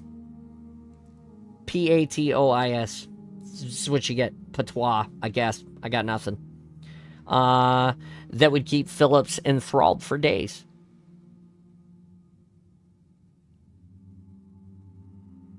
BB could filter out each separate conversation and analyze it. He couldn't translate it all because he didn't have access to all the databases back on the ship in this fragmented form. But on the next radio check, he'd sync up with himself and transfer all of the data. There were lots of names being bandied around, places and events, all of which would be useful to store and slot into intelligence gaps at a later date. And damn it, he heard Telcam. He was sure of it. But the dialect defeated him. They were speculating about the shipmistress called Vaughn. It all seemed to be part of the same discussion. BB, Mal whispered. What language are they speaking? I keep hearing English bits. Pigeon. Ha. See what I did there? Oh, never mind. We'll unpick it later. It's mostly their own dialect, but I think I heard a familiar name. Keep listening. After a couple of hours, Mal got a call from Spencer. BB found it an odd sensation to be logged into a radio that was picked up and answered. The whole room skewed in his field of view and brought back memories of a fragment damaged and confused exploring the Forerunner tunnels under the temple at Antom with Phillips. Got it, Spencer said. I need to pay a visit somewhere and plug in something, but we should be able to detect comms traffic and work out a timetable for you. I think I understand all of that. See you back at the house in an hour. BB rather admired Spencer's technical expertise. He was a comms man who'd spent most of his career listening to enemy voice traffic in some lonely and dangerous places, starting with colonial insurgencies and coming full circle via some remote listening station in the heart of Covenant space. When they got back to the house, he was in the basement tinkering with some equipment that looked as if it dated back to the early insurrection. Just in time for me to dazzle you, Spencer said. It doesn't have to be cutting edge to do the job. Bean cans and string? Mal bent over the device and looked like an ancient radio with jack plugs hanging out everywhere like a Gorgon's head. Not exactly Forerunner tech, is it? You haven't spent enough time in the colonies, son. It's not all rich and snazzy like Reach. The backwaters had to keep obsolete tech running for a very, very long time. BB was fascinated. Can someone patch me through to the Stanley? I need to sync myself and access the database. Come on, Mal, chop chop, make yourself useful. Mal took out his radio and tapped it at the fascia to connect it with Port Stanley systems. For a moment, BB had a view of his chin pressed into his chest as he looked down, frowning, while he entered the code. And then BB was looking at the basement room again, sitting on the table at a height that Mal had set the radio down on its base. There you go, Mal said. BB merged his fragment with the Matrix and became one entity again. It was an interesting sensation that he tried to analyze in human terms, because Phillips would ask him to describe it later. What did it feel like to reintegrate your fragment? When it went smoothly, BB thought, it must have been a lot more like humans waking up. A second or two of blank disorientation, then they remember where they were, what had happened the night before, and what they had to do today. Time and life made sense again. That was pretty much what reintegration felt like, as long as the fragment hadn't been damaged. When he split off the fragment again to store part of himself in Mal's radio. He had the shared knowledge of what both fragments and Matrix had been up to while he was separated. So, Spencer said, I've got all Staffan's numbers and origin codes. There's what they call a cabinet on the south side of town, a comms junction box that routes outgoing signals to an orbital node. It's actually got some Covenant tech inside, so it's capable of slip-space comm. You plug this box of tricks into that cabinet, and it tells you which calls are coming from where, and when they happen. We leave this place for a day and see what falls out. That simple. Vaz asked. Is it that simple? Vaz asked. That's the hard bit, plugging it in discreetly. We can do that, Vaz said. No, I'll do it. It's not senile. I'm not senile yet, Spencer beckoned. Watch and learn. They had to wait until dusk to crack open the cabinet. For BB, that was a lifetime to fill. So he spent some of it wandering around Port Stanley Systems to see what Phillips was making of the material he'd recorded in New Time. Phillips was translating the Kigyar conversations, pausing while he tested unknown words against patterns and context to gauge their meanings. One thing was clear.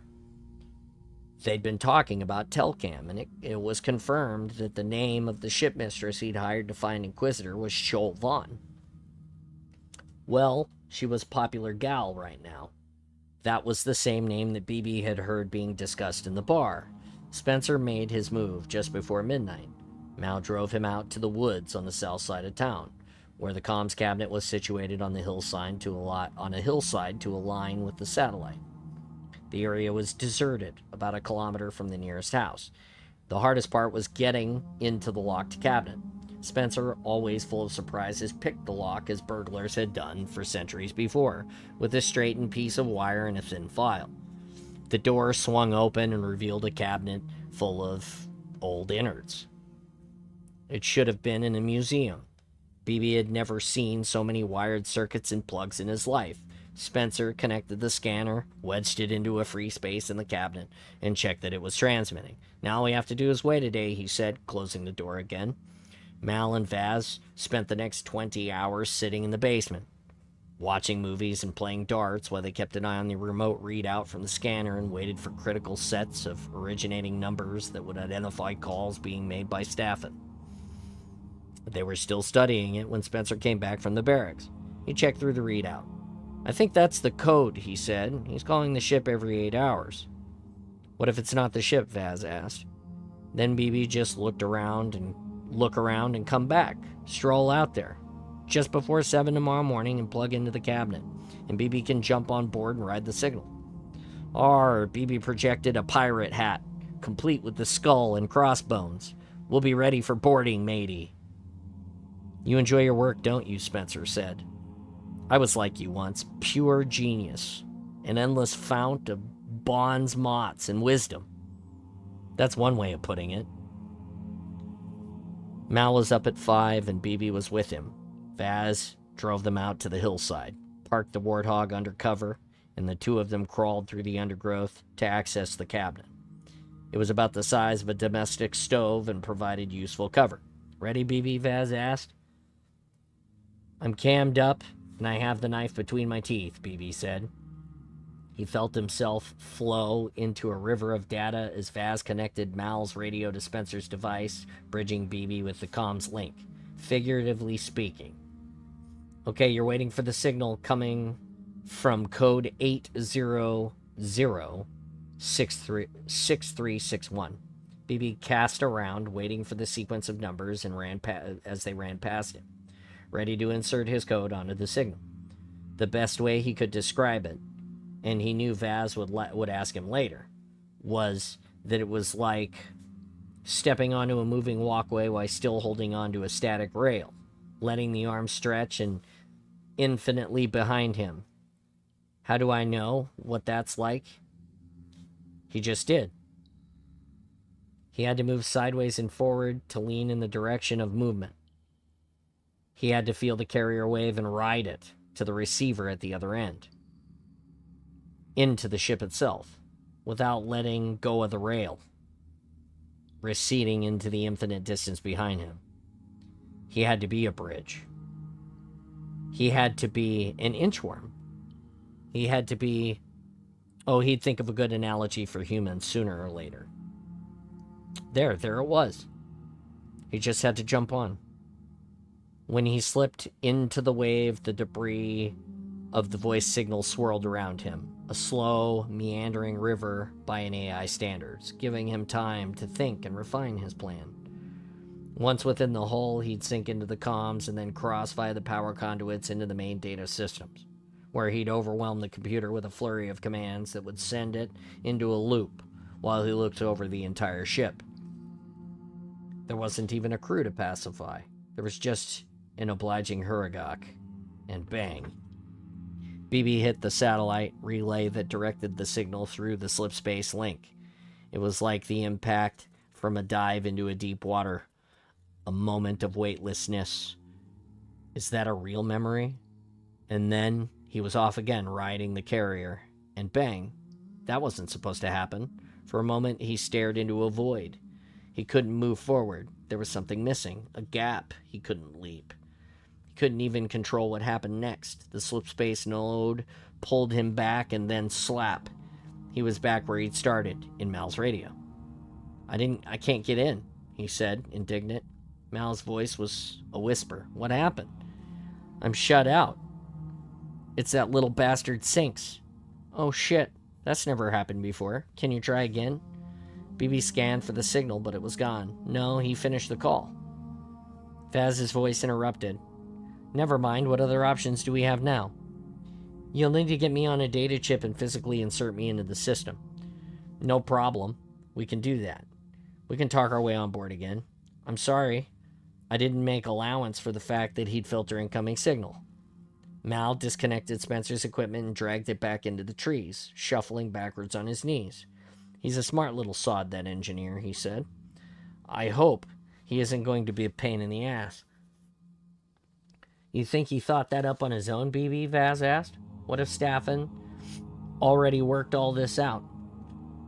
As Mal had said, Naomi's got her brains and resourcefulness from somewhere. If her dad was much like her, then they'd taken a formidable enemy on. And he had a Huragok. And that wasn't going to be the usual piece of cake. He's smart, BB said. But I'm the eighth wonder of the world. I'll crack this one way or another.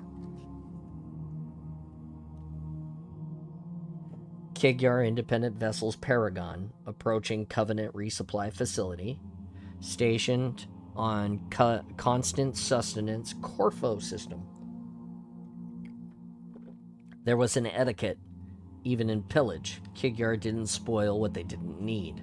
Chol was satisfied to see that the courtesy was still being observed without the heavy hand of the Covenant to enforce it. She sat her command position, watching the display as the navigator and helmsman brought Paragon into alignment with the dock at Constant Sustenance. The support station, a long spindle of a structure, all long curves and spines hung into the blackness, abandoned by the Covenant but still illuminated and functioning. A pattern of navigation lights still flashed in its docking ring. The berths that would secure the ship were still intact, and Chol knew the gravity generator would still be functioning. It was the responsible, polite thing to do. If you were salvaging and reclaiming, then you didn't pluck the essential structures before others had a chance to remove smaller prizes. Without the power supplies and other big machinery, it would be much harder to, or even impossible for the other vessels to dock and strip out what they needed. Chol didn't relish the idea of hanging around to see the free-for-all, when all that was left of the station was the bulky, high-valuable machinery, because that would be fought over.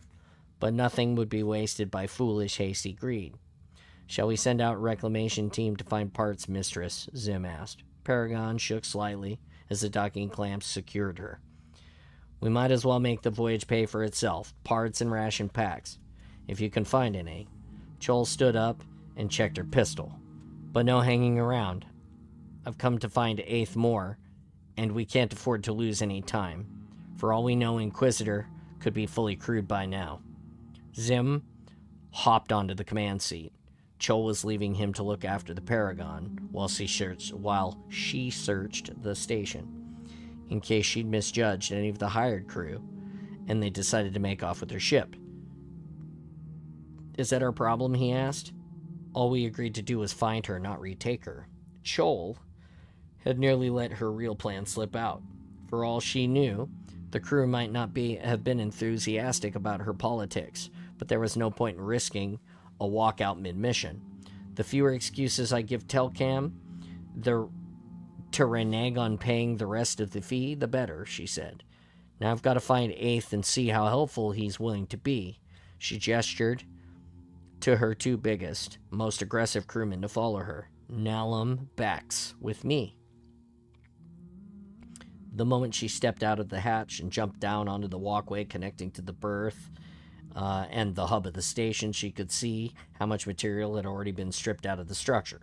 The metal covers and the control panels, worth a fair sum, were melted down and already gone, along with every decorative detail. The controls were reduced to their bare bones, just touchpads and movement sensors, and even the covers of the lights and the fittings had been taken away, leaving a harsh blue-white light that cast stark shadows. The station was on the edge of Covenant space, a depot for lone ships traveling without the fleet replenishment support of an agricultural ship. It was a comfort to have it here, just in case of an emergency, but times were hard and resources were needed here and now. Besides, if they left it, someone else would simply stop by and strip it, probably the Ungoi, and that's unacceptable. The doors to the hub floor opened and a tidal wave of noise rolled out. Kigyar were moving pallets loaded with sheet metal, crates and coils and cables. One Ungoi tottered past, carrying a single chair above his head. The place was being dismantled from the inside out, but the environment controls were still working, and as she expected. She reached out and grabbed a small male Kigyar by his shoulder belt. "You," she said. "Have you seen Eighth Moore? Do you know him?" "No, mistress." She didn't even know what he looked like. That wasn't necessarily a problem, though. There were other ways to identify someone. "Where are the public address controls?" "The next deck down." "What's this Eighth done, then?" "Nothing." Chol cocked her head at Nalum and Bax. For all she knew, this was Eighth. "Search everyone before they leave this deck. Check that they are who they claim to be. I'm going to flush out Eighth." "We will, mistress." "You may well see someone rush for the door when he hears my announcement. Don't worry, he won't get past us."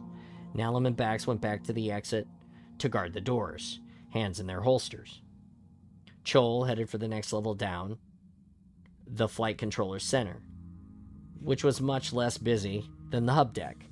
As she passed the signs directing her to the office, she noticed salvage seals daubed on walls and doors. Everyone seemed to have staked their claim to the contents with names, dates, and details of what they intended to return for, all scrawled in incredible paint. When she got to the controller's office, the only creature in it was a miserable-looking Ungoi sucking on a tube of infusion. "I want to use the public address system," she said. The Ungoi went on sucking the narcotic and just held out his hand for payment. It was strictly tokens only now. The Covenant was gone, and with it all its treasury clerks and their minutely detailed systems. Chol slapped a 50 Zek chip in his palm, and the Ungoi pointed to the console at the back of the control room. She debated whether to flush Eighth out by panicking him or luring him. Maybe he'd already fled. If his cousin had managed to warn him that she was looking for him, then he might have been working out his price for the information. But this was her best lead, and she had to follow it.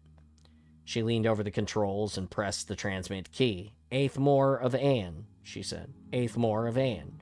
A ship from home is ready to offer you passage in exchange for assistance if you want to make a deal. Go to the ship Paragon at the docking level," she paused. "And if Eighth Moore has already departed, I'll pay a reward for information on his whereabouts." She switched off the microphone, and she went to leave. The Ungoi looked up at her, tube still clamped between his teeth. "I could tell you when he arrived," the Ungoi said. "But that'd be another 50. Chol wanted to cuff him around the head and beat the information out of him, but it was quicker to play his game. I'm not interested in when he arrived, but whether he left or not. The young boy held out his hand again, and she paid up. The master of Distant Beacon agreed to transport him in exchange for some of his acquisitions. The ship is still here, berth 50. Did you see Eighth? And I expect an answer to be included in the price. Yes. Describe him within the price. Yes. He has a bright blue vest and unusually light coloring, and a few missing teeth. Thank you. That was all she needed to know. She'd worked through every Kigyar on the station to find him. When she got back to the docking level, Nallum and Bax were still by the exit, scrutinizing everyone who went in and out. He's here, she said. Look for someone very pale-skinned wearing bright blue. That should narrow it down. He may try to leave with the Distant Beacon. Nallum nodded. I'll check that he's not already on board, mistress. There was always a chance that Eighth had anticipated this and paid the Ungoi to mislead everyone looking for him. Chol prowled the 4 main decks, peering into the compartments and checking behind stacks of crates, hoping that he'd have the sense to take her offer and not force her to do anything unpleasant. He wasn't from an allied clan. He had no political protection from her. Her communicator alerted her as she walked past the cold store for the 3rd time in an hour. She stopped to answer the call. It was Bax. I've just seen him, he said, on the gantry above the docking deck. Do you want me to pursue him? Chol visualized where she was in relation to the ladder leading down from the gantry. Leave Nallum on the door. I'm going to approach Eighth from the deck above. Drive him along the gantry and we'll grab him. It was a long time since she'd hunted like this, instead of simply sitting in a comfortable seat and opening fire from within a ship. It was exhilarating. She sprinted along the deck, scattering a gaggle of juvenile Kigyar, and burst through the doors. Eighth was leaning on the safety rail, watching the activity on the deck below. He hadn't seen Bax then, but Chol could see him slowly climbing the near-vertical perforated metal steps on the gantry. She closed the gap. Eighth had only one escape route now. He'd have to jump. But that's crazy. He'd break his legs from that height. Eighth looked left and then right and appeared to realize that he had a problem. He could have just stopped and talked, of course, and got a ride home by the end of the mission, but he didn't. He scrambled over the rail and dangled there for a moment before launching himself into a heap of sacks that must have looked like a soft landing from this angle. It broke his fall, but he struggled to stand up again. Chol didn't even think before she launched herself down after him. Tavoans were bigger, tougher, and stronger than their ordinary cousins, and she was willing to risk a few bruises to get Eighth. She hit the pile of sacks, felt it rip out some plumage on her left arm, and rolled onto the deck. Momentum kept her going. She crashed into the limping Eighth a few seconds before Nallum rushed from the doors to pin him down for her. Bax caught up with them a few moments later.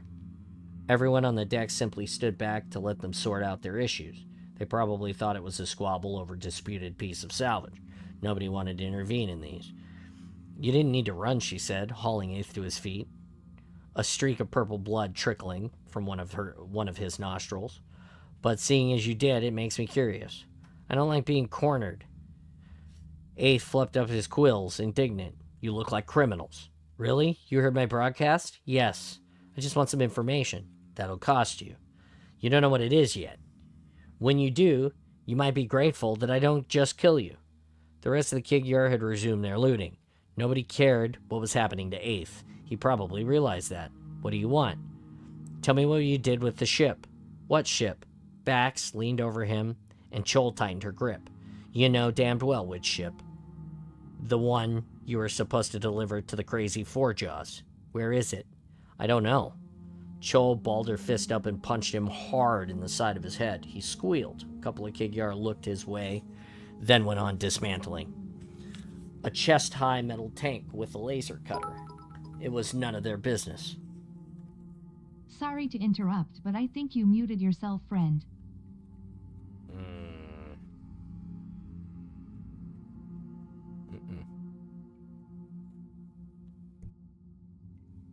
Nope.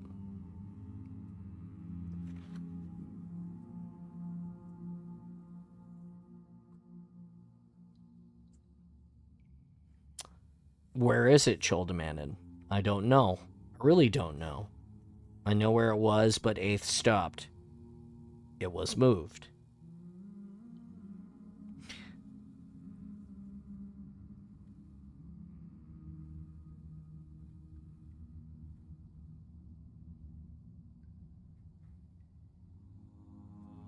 Fell,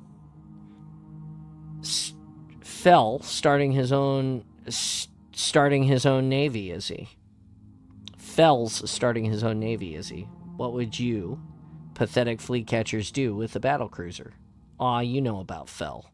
Chol gave him credit for not offering up his shipmasters right away. Of course I do.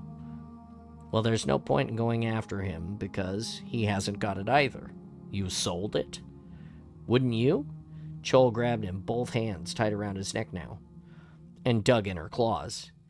Enough? Where's the ship? Where is Fell? Who did he sell it to? Eighth flailed and choked. Chol hung on for a few seconds until he got the idea and started to go limp in her grasp. Then she let him go. You'd side with Four Jaws against your own kind, he asked. No, I just want to know where the ship is. I have nothing against Fell. Where's Fenzezia? Eighth looked puzzled for a second. If you know where he is, why pick on me? Ask him. He's the one with the big ideas. An elderly Kigyar with a lot of scars ambled over to peer at them. Venezia, he said. Venezia. Mostly humans. One town, basically. They do business with some of the clans. Chol straightened up. I've never heard of it. It orbits Cobb. That's about all I know. Like I say, one town and a lot of nothing. He walked off again. Chol let go of Eighth. So Fell likes the flat faces, does he? Has he sold the ship to a human? He's my shipmaster. I can't betray him. Forget Fell. Where did you last see the ship? Shaps 3. I doubt it's still there now. Chol had everything she needed. She could find Fell now. She didn't want to get involved with humans if she didn't have to, because other humans would pitch in. It wouldn't become a conspicuous feud, and Telcam would notice. She just needed to find Inquisitor and seize the ship very, very quietly. The opportunity might have passed by now, but she'd come this far. She had to press on. She gestured to Bax and Nullum to get back to the ship. Let's go, she said. Make sure we have everyone embarked. I saw some of the crew liberating a few items. She half expected Eighth to come scuttling after her, asking if he could still have the passage back to Ain, but he dusted himself down and disappeared into the maze of corridors leading off the decks. Maybe he thought traveling with her was too risky. Zim vacated the command chair as she swept onto the bridge. Successful? He asked. Laying a course for Cobb, she said. Fell's living on Venetia, a human colony. It all makes sense now. But where's the ship? Eighth doesn't know, but it was off Shaps 3 at one point. And it's Fell's on Venetia, and he's fond of company of humans. Then Inquisitor can't be far from there. Let's pay him a visit. Chol almost lost her nerve on the slipspace jump to the Cobb system. She'd lost too much time already. Inquisitor was almost certainly in the hands of the humans. But were they an isolated colony or a military base? She wasn't suicidal. The Kigyar needed their own defense force, but taking on a navy of that size without the weight of the Covenant to back her up would be a brief battle, and she would certainly lose within minutes. This had to be done stealthily. She needed to find the ship, assess how much of the flight crew could put up, and then make her decision. Do humans even know how to operate a battlecruiser?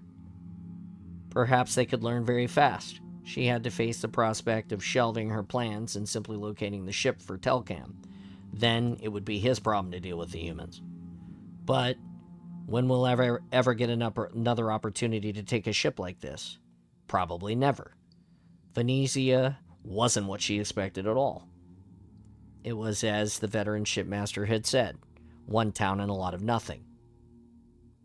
She asked for permission to land, although, if she hadn't, she wasn't sure how they would have detected her ship anyway.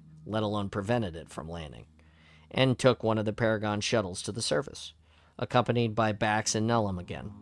At the airfield, the vessels parked up where the vessels parked up there were from every human era and covenant, and there were even Kigyar wandering around talking to humans. It was the most unnatural thing she had ever seen. And there were freight shuttles that explained Huzz's reaction. This was a cozy little market for some clans, and they wanted to keep it to themselves. Who'd have imagined this, Bax said, to think we'd have enough in common to live here with them. Chol stood by the shuttle, working out where she needed to go to get information. Then one of the Kigyar trotted over to intercept them. "What's your business?" he asked, no sign of difference to her standing whatsoever. He must have picked up on some insolent human ways. "Do you have a meeting here?" It was worth a try. She feigned casual indifference. "I'm looking for Sav Fel.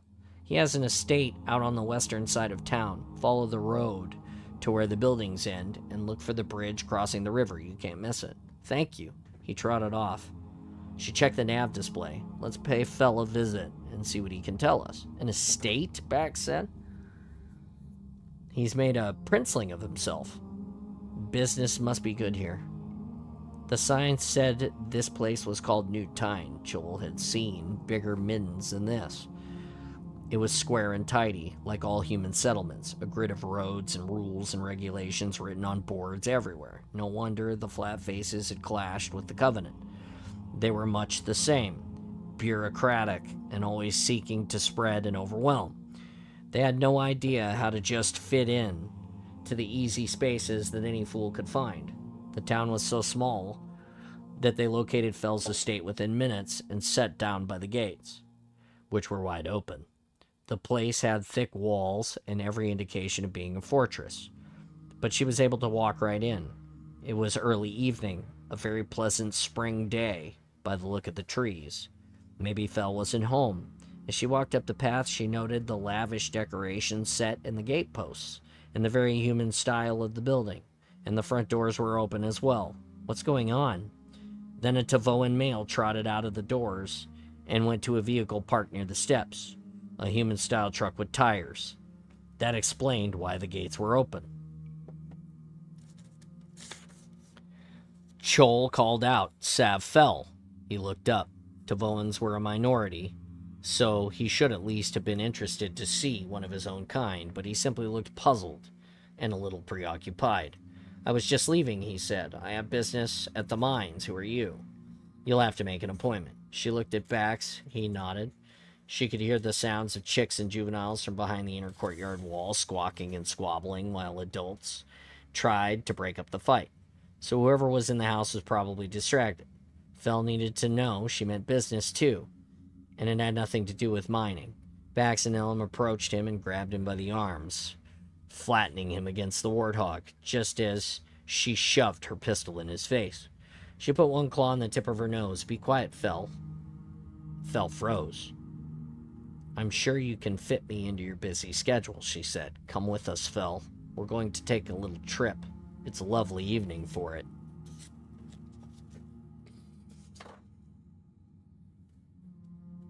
That's it. Chapter 8 is next time. I'm going to reboot my coffee. We'll talk about this. We're almost halfway through the book. We're about halfway through. So I feel like maybe 10 or 11 episodes. We're on episode 5. It's still faster than we've been cutting through books. Hope you guys enjoyed it today. Let me see what I missed. Can you guys hear me? Is it okay?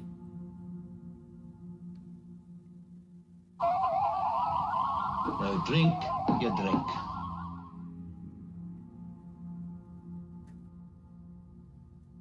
Weird, we're gonna half an hour ago drink something. Yes, I'm gonna go refill my coffee. Nikki, I think, did you open up an app that plays sound? It could be. I can hear you fine. Yeah, no, it's fine. Thank you. It's good. I did. Okay. Hear you just fine. Perfect. Yeah, everybody else seems to hear me. It could be you could have opened an app that has sound. and then have Discord running, or sorry, have Twitch running in the back, and sometimes you can lay those two sounds and one will just become quieter. Like if you've accidentally entered a Discord call, it'll do that. Stuff like that. Get a snack too. Yes, I will. Give me just a minute. We'll switch gears. We'll fire up the I'll get Halo fired up here first before we before I go to switch gears.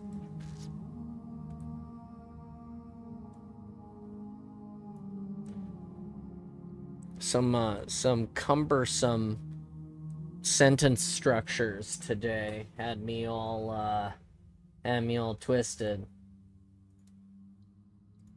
but it's okay. And we didn't read for the full 2 hours. We were only like an hour and change or something like this. It's okay though. I'm not mad.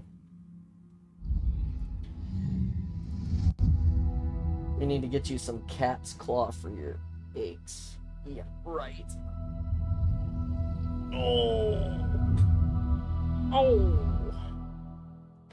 Oh, did you hear all those pops? I don't know if that'll if the speaker picks it up anymore, but all of those pops, they felt poppy. For what that's worth.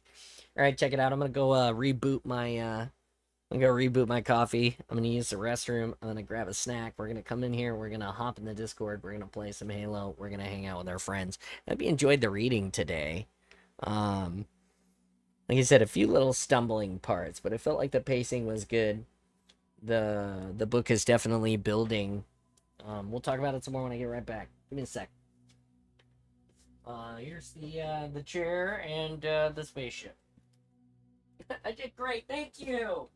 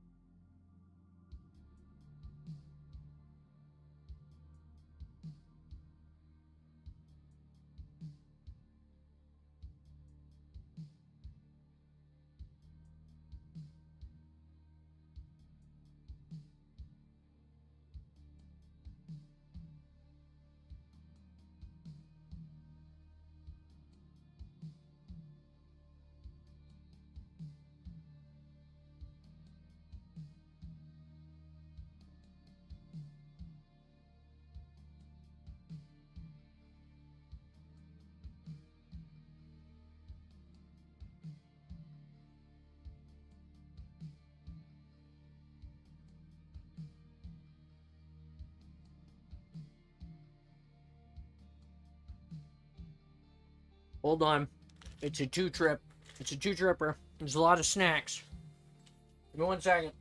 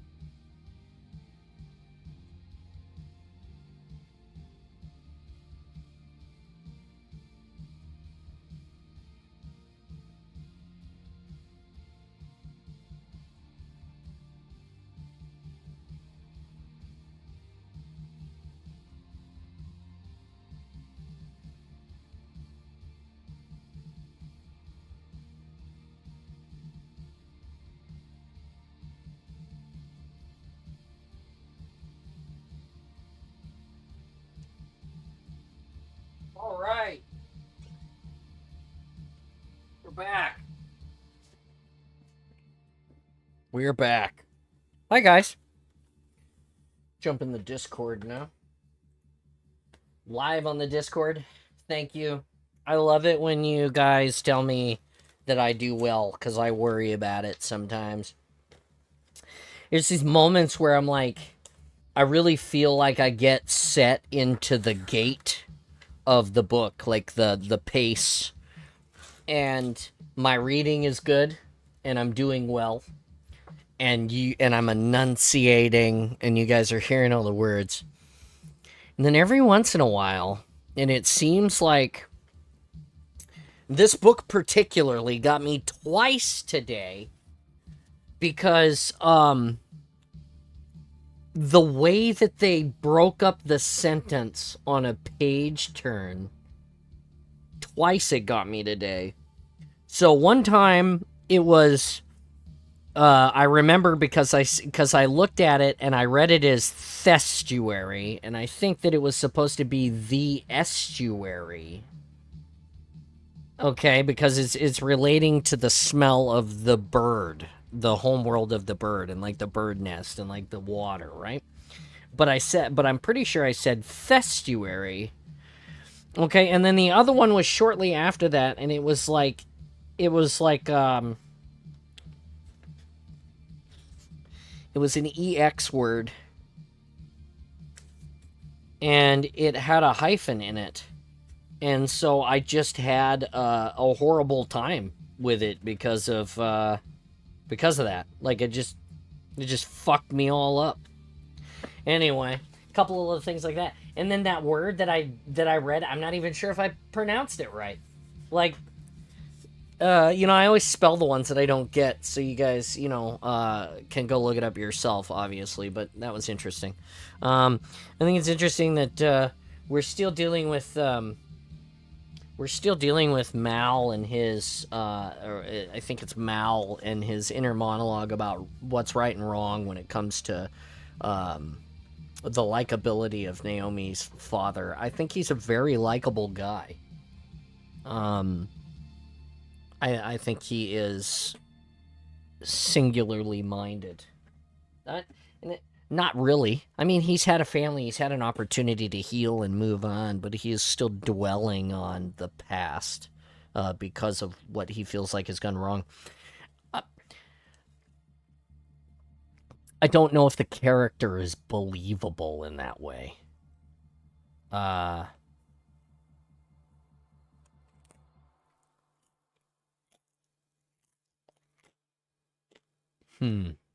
Maybe I'm wrong, but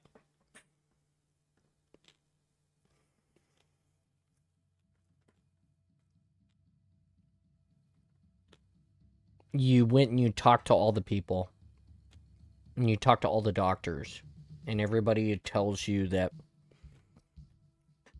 this is all the information we have, this is the thing, you had a kid, your kid may have come back different, your kid may have died, we're really sorry. And yet you still fight that the whole way. And you don't stop believing that your child was abducted and that wasn't the kid that you got because of the reasons. All of the reasons are fine. All the reasons are plausible. I mean, we clearly know that she was abducted, right? But I mean, I find myself wondering, like parents, when you don't have an answer, parents who have had kids who have been abducted, it's really terrible. Like, I hate to like dredge that up, but you think about, like, those parents don't have closure.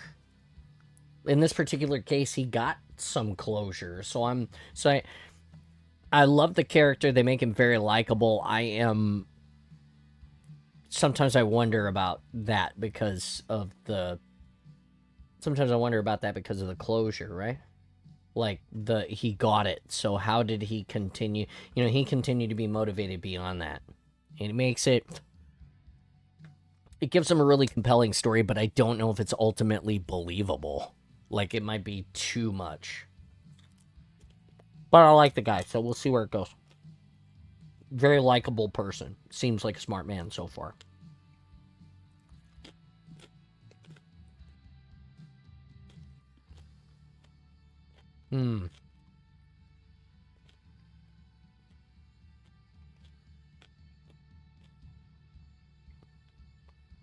Still playing with Osmond and how Osmond feels about things a little bit.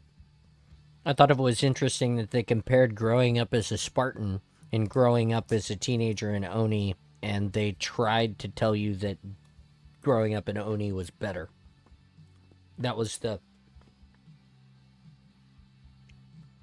I think that was what they were trying to get across there when they were trying to, like, give you more depth in the Osmond character.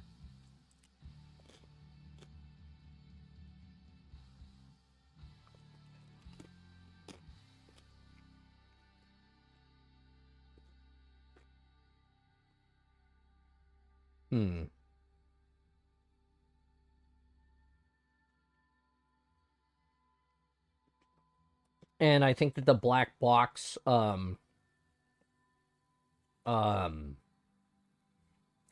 a memory that correlated back to the damage that was done earlier, maybe that will incorporate later and allow him to sort of repair that damage some and become more whole. Who knows?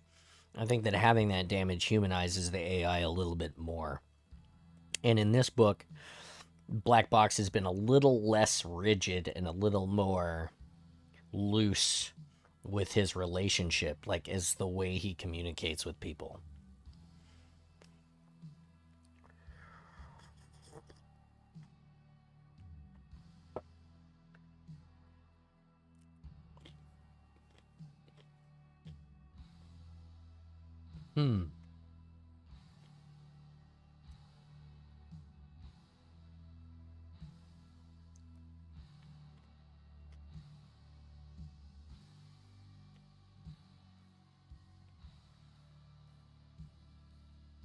That's pretty much it. Pretty much what I got so far for the book, especially for today.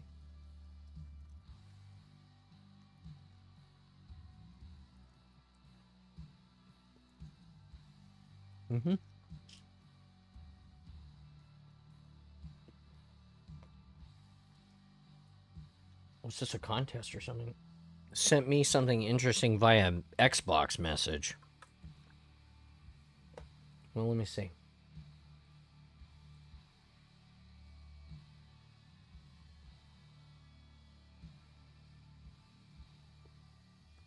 Oh, it's a Star Trek thing. I'm not sure. Wait a second. This message contains 2 minutes ago. I cannot see the message. It just says what, how. Oh, unless it's nope. Yeah, no. Nope, wouldn't let me see it. Sorry, man.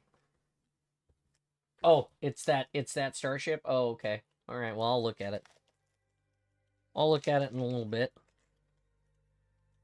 Let's see here. Yeah,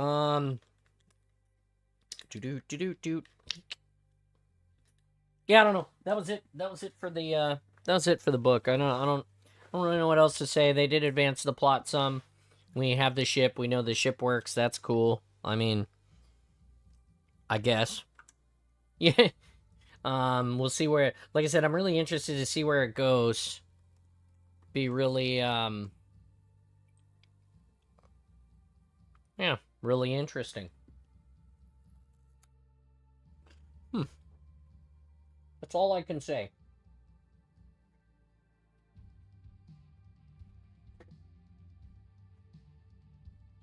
Tomorrow, I will not be here. You guys will have to,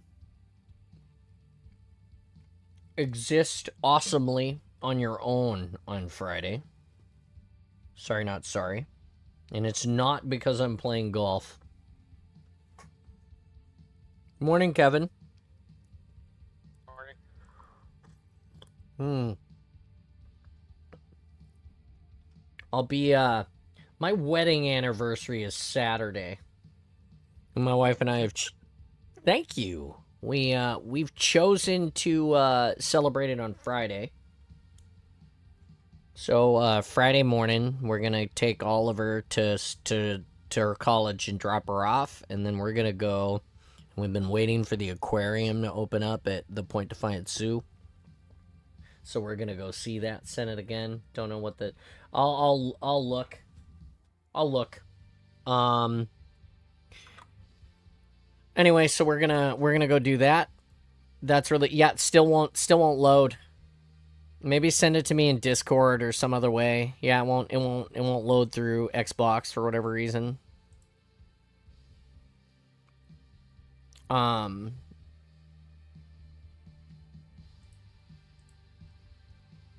So yeah, so we're gonna go and see the aquarium, and we're gonna go get lunch, and we're just gonna do stuff. Jack's gonna watch the dogs, and yeah, it's 16 years we've been married this year. So yeah, and now audio is back and normal. I haven't touched my phone. Hooray. Okay. Yeah, 16 years. 16 years now we've been together. Yeah, the Point Defiance Zoo and Aquarium, we're gonna probably go check because they just finished their aquarium, their Shark Tank and shit, so we're gonna go see that. You know, sharks are my favorite.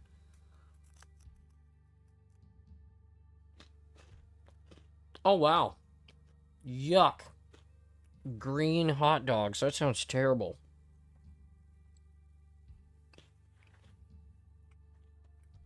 Mm-hmm. Yeah, and then we're gonna go get lunch. And then, I wanted to go to the Silverdale Mall, because I haven't been out there in a long time. So, we've recently gone back to some malls. Like, we always go to the Tacoma Mall. Very rarely do we ever go up to South Center. Because South Center is, it's Tukwila. It's a big-ass fucking mall, and I don't live by it, and that's like a chore to get to. There's a lot of fucking people there, and I'm not a big fan. And they don't really have stuff that... They have like 3 or 4 stores in that whole damn mall that I even care about. That's the other thing. Like, when I was a kid, they had an arcade there. They had... Now it's like... Well, anyway. I don't shop there very often. And the Super Mall was like the biggest mall ever for a long time, and it sucks. Does a Halo collector know about it? It's a circular map with a photo. It has to be long. Kevin, Woofy's asking you something in the chat.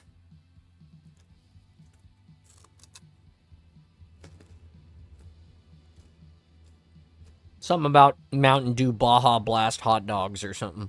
I don't know. Oh, he's asking. Discord chat? No, it's on the YouTube chat.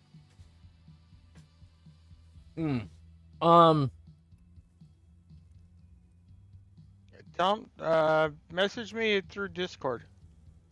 There you go.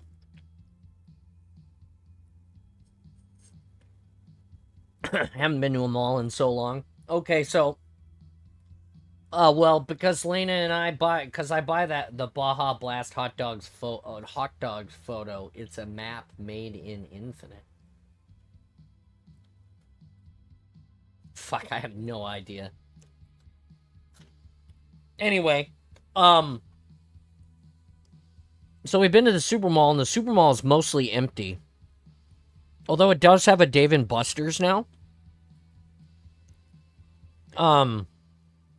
Which, like, 20 years too late, guys. Fuck. Anyway, I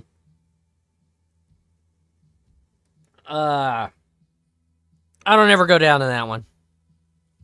But we did recently go to Capitol Mall in Olympia. Buster's down at the super malls where the Project Raven arcade came first. Oh, okay. Yeah, that's And, that's the Super Mall, Nikki. That's what we're talking about, the outlet mall. That's where the we had a 405th shoot down there with the Raven shoot, the Raven arcade. That's cool. That is super cool. They invited us down there, and we got several Spartans in costume, and we were playing the games, and they unlocked it to free play, and yeah. That's so cool. I wish I'd been around for that one. Yeah, it was originally called the Super Mall. That's 100% true. Oh, wow. Well, anyway, I went to Capitol Mall. That was weird. They had a Seattle team store in there that was like, eh. And like one hat store. I only stopped in for a hat. Nah. Anyway. Yeah. So far, still the best mall, Tacoma Mall. And they're doing a bunch of work to make it better, so only gonna get better. Now, there are some really cool malls in Seattle that I have omitted from my list because those are an hour away. If it's an hour away or more, I'm not counting it. No more good malls, period. None of them have the good satellite stores. Toys R Us is gone. KB is gone. Even GameStop's been pulling out. The one in Gig Harbor just closed. Yeah, it's just all the stores that I would normally go to. Just used to go to Suncoast all the time, and now all those places just don't get the exclusives or do anything special anymore. I remember I told my wife about Suncoast. I was like, that was the place that you went to get anime at the beginning. Like, if you wanted it at your house, you went to Suncoast Video in the mall, and they had a tiny little selection, and maybe you could talk to the guy behind the counter, and they could order you something else. But if you didn't go to a convention, that was kind of the place. Yeah, they also had they had the collectibles too. Yeah, they did. They did have, you could get T-shirts, and it was like, for anybody who never experienced a Suncoast Video, it'd be like an FYE in your local mall, except not shitty. I feel like FYE is like countrywide. You know what I'm talking about, right, Kevin? FYE? Yeah. Okay. The re-rip of the American people.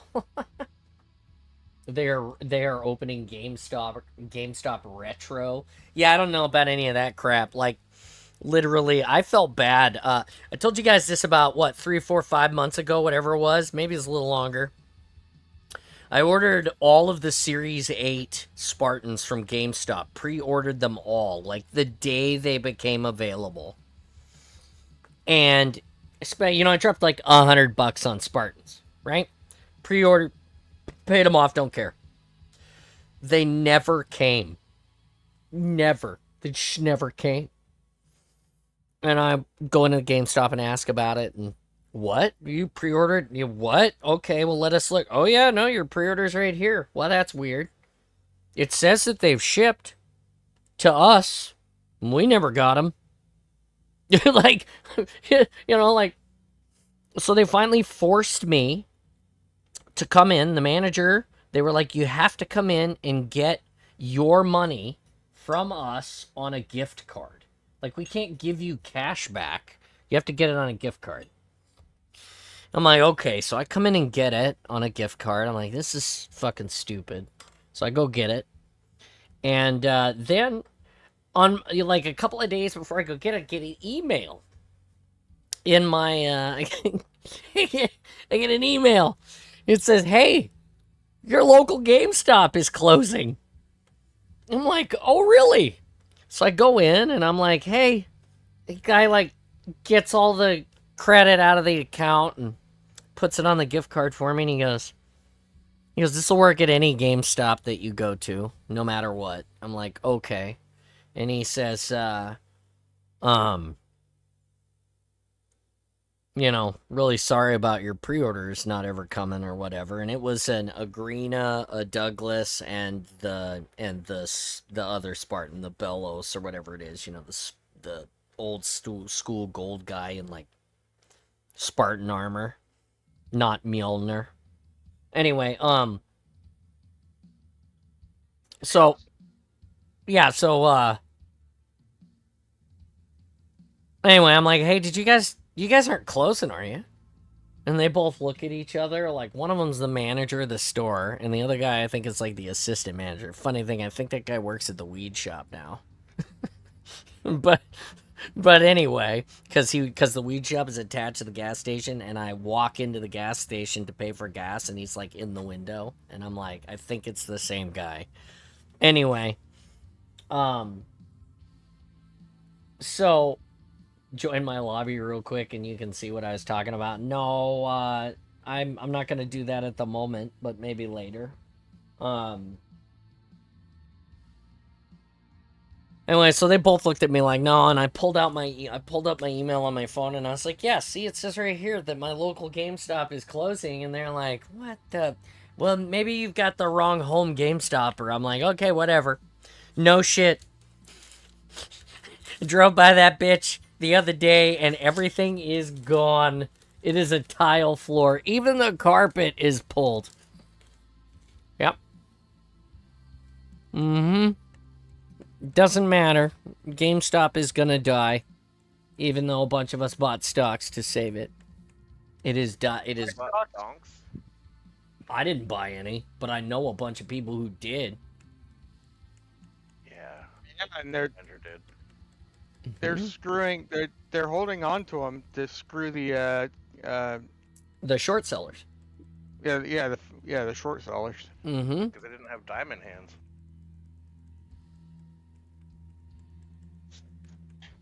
It's the most interesting, like, there are so many things that the lot of us could do with our money that would speak in a giant amount of volume to people that matter. Letting GameStop die or keeping GameStop alive was not one of these things. And yet, here we are. I mean, to come aboard, sir. Yeah, you're fine. Hop on the bus. We haven't even played a game yet. So this is kind of one of those things where I'm like, so what did we save when we saved GameStop? What did we save? Informer? Okay. No, even that died. I think you can get it just digitally now. I mean, here, let me put it out there. What we saved was not what Kevin and I were just reminiscing about. Okay? GameStop was the last remnants of a tired group of franchises slowly dying. That we were remembering from the... No, they don't have to. Suncoast did die, right? But think about it like this. we lost Game Crazy, because Game Crazy was a store. Were they part of Hollywood Video and then became their own store, maybe? You had, They were separate, and then they became part of it. and then they became part of it. We had Electronic Boutique, which was kind of like Suncoast Video, but more electronics-wise. We had... Remember EB? That was a long time ago. It was a competitor to KB, or the GameStop, and then finally was bought out by them and became GameStop. Right, and then... Yeah, GameStop's dying because they're almost being forced to. That everything is going digital now. There's almost no physical game releases. Well, that is... GameStop... The majority of it. I don't think that's the majority of it. I think a big part of it is like... Once upon a time, I traded in a stack of games and 2 Xbox 360s for a Reach console. And I still paid money. Oh yeah. Right? So this is what They're not we gonna give you fair value. this is why GameStop is dying, because GameStop could not. And then they started the collectibles. And then they started the collectibles. Because and their then game sales were going down because everything's digital. And then they couldn't keep up with those even. And so then they died. And it's sad because I really miss them. I ran a Game Crazy when I was 19. Are you our age, Woofy? How old are you now? I'm just curious. You don't have to tell us, but I'm still curious. Well, Go ahead, Manny. You were saying? I said, you know, the only reason why was it Blockbuster? Yeah, why Blockbuster died, right? Well, I mean, I don't think that Blockbuster died for one particular reason. But I understand that they failed to purchase Netflix when they had an opportunity, and I understand that sort of buried them. Partnership. Yeah, but Netflix offered a partner, and they laughed at Netflix and said no, because you will never survive. Well, that's true. But that didn't kill. That didn't kill Blockbuster. That was the final nail in the coffin. That killed it. It was on its way out, and once they made that decision. I don't know. I think that we were still gonna have. I think that if Blockbuster was around today, I think that people would still rent videos. It is. There's one in Oregon. Blockbuster died because of the switch from cassette to DVD. That one too. The cost of redoing your entire collection of videos. That, and who knows, they may have chosen poorly, because I don't know how many of you will remember, back when the 360 came out, they also had a thing called an HD DVD drive that you could put on the side of it, because it was Microsoft backing HD DVD and Sony backing Blu-ray. Yeah, but that was no different. That was no different than like the VCR or the other. Hold on. If they had decided to back the HD, this is just a hypothetical.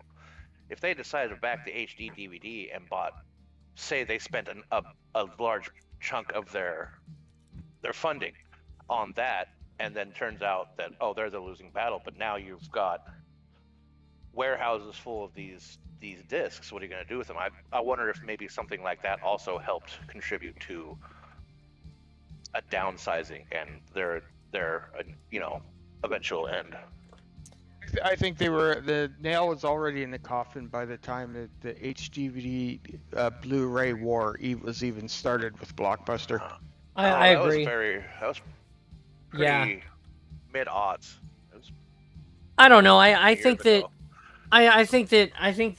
that was definitely something that came out, but that came out with new consoles, like future consoles, and the thing. Hey, Jimmy, I think that when you consider that those were more advanced consoles, I agree with Kevin. I think that Hollywood Video and Blockbuster had already started their death rattle at that point. I don't know if it was the console wars or the HD DVD. That kind of went off like Betamax and VCR to me. It was Like, it was just sort of like, yeah, there's a big fight and people are on both sides, and then HD DVD just sputtered out. I'm not sure why. Didn't really care Yes. either. Because of Sony. I can tell you why. Yeah, go ahead.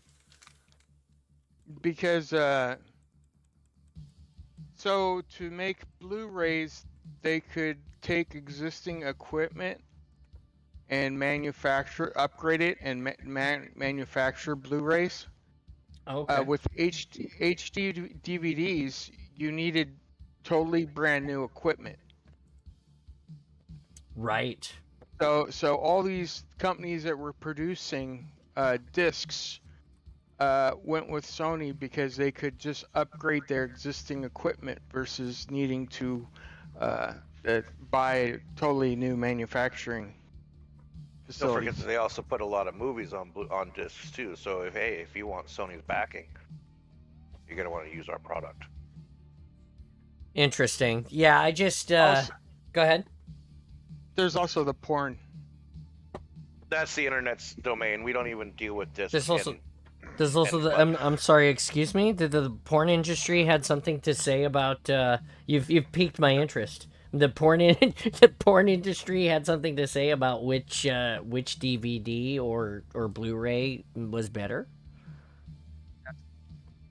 Can I you call poppycock. can you explain this to me? I am intrigued. You had me interested. I am now You had intrigued. me You have at my porn. full attention now. You had me at porn. The internet is really Hey. really great. It goes Porn. back to the Betamax versus VHS war. Okay. Betamax Yay, was Harry. Go ahead. Betamax was a superior product, Okay. Yep. though it had a shorter record time. It was a superior product in quality, durability. Okay. But Sony wouldn't allow adult entertainment to come out on beta. And so VHS won because they allowed adult content. So Oh, this yeah, they time won. around, when Sony decided to do another format war with HDVD and versus Sony Yeah. Blu-ray, Yeah. they were like, "Oh, we're not going to make the same mistake." Okay. I still think the internet held the monopoly at that point. It did, but it you can't just ignore the dollars Oh, I gotcha. that are in that industry. If I As understand Jimmy what you're knows. saying, if There's a lot of money in that yeah. industry.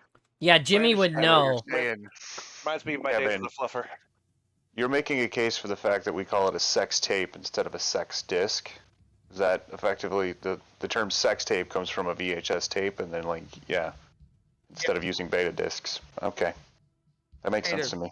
Tapes, yes. Sex beta. I'm gonna make sex betas. Sex, So- Market. sex yes, beta. Sony's always been one of the players in the format wars, and so they weren't going to make the same mistake. I see. Okay. Jimmy, I want you to know I'm trying to shove money into my screen. Yeah. Yep. Okay. I want to make that dream a reality. What dream Still are gotta we find talking out. about again? Making a sex beta. Oh. I mean, we just need to get a beta recorder and hook it to Everybody's a got hobbies. VHS camera with an RCA jack and record the tape on live and have it piped into the beta recorder and record it onto a beta tape, and then you have a sex beta. I've played cameraman before. I'm comfortable with that.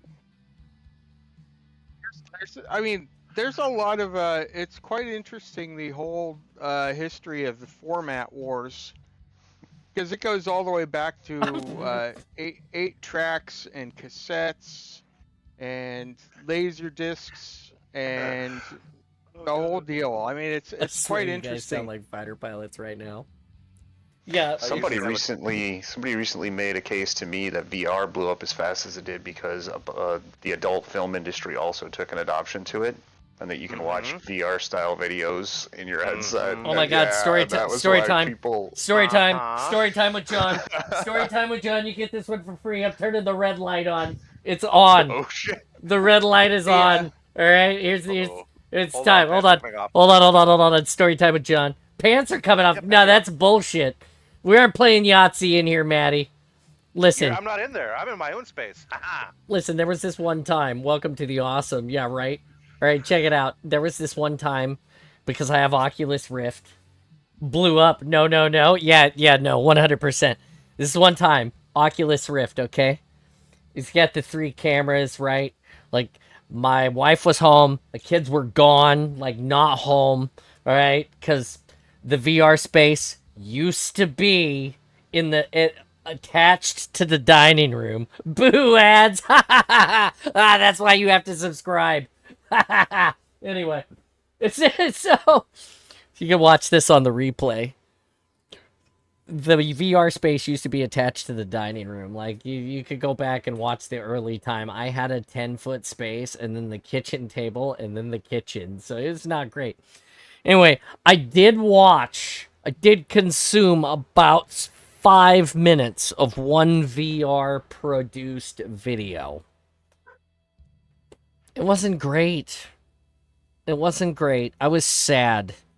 I expected... Well, you chose the wrong genre. Nah, man, I expected you to be able to, like... You know, when they make fun of it on TV, you know, it's like one guy is like... Reality. No, it's not about augmentation, right? Because you can augment yourself in any way you want. I just expected to be able to, like, have my perspective change. Like, you got one perspective, and it was this one. And it was like, you could look down and see what... Or look around. And you couldn't, like, stand up and walk over there. It just wasn't... It was not interactive in a way that I felt like it needed... Look, man, it's VR. You're supposed to be. Look at it. I got nothing for you. All right. It was a video and not a game. Okay. Story time. Story time that kind of goes No, in with this one. This is You should look this up. No. I'm sorry. I'm sorry. I will stop. Continue, please. Thank you. Look, we got the blue light on now because I like the cyan color, and I'm gonna put the white light on. Now, I missed the red light completely. Yeah, you missed the red light already. Anyway, look. All I'm saying is that was like, it was a letdown. Like, I'm sure that if it drove VR, helped drive, if porn helped drive VR at all, I don't know how much, because it was terrible. From a person who consumed a lot of porn in his youth, it was terrible. That's what I will say. You stopped at your youth? I mean, I got married and had kids. I don't need it anymore. Not a question of need. It's all right, Maddie. Nah, we'll move on. You eat it when you make your own. Oh my God, Kevin makes his own? Nope. Kevin! The great We're all gonna share our own. Kevin. Do you have an Oni fans page, Kevin? Anything. No, he's not gonna incriminate himself. You can go look now. The Halo collector. No, I'm just... I'm not gonna go look. I don't want to know. What do you guys want to play today? VR? Thanks, Jimmy. I don't care. Whatever you want to play, man. Jimmy's wife and his kids are watching right now. I hope I didn't give him any ideas. Then Jimmy pipes up with VR right now. Like, I want to play VR when we get done with the stream. Both my kids have Oculuses. I should probably check on that. Oh my God! I hope I didn't just uncork some problems at your home there.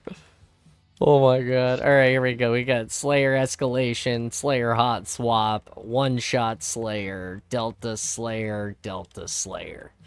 Man, we played some Delta Slayer the other night, and it was terrible. I played some Delta Slayer, and I was just not. I can't even. It was so bad. I don't remember what night it was.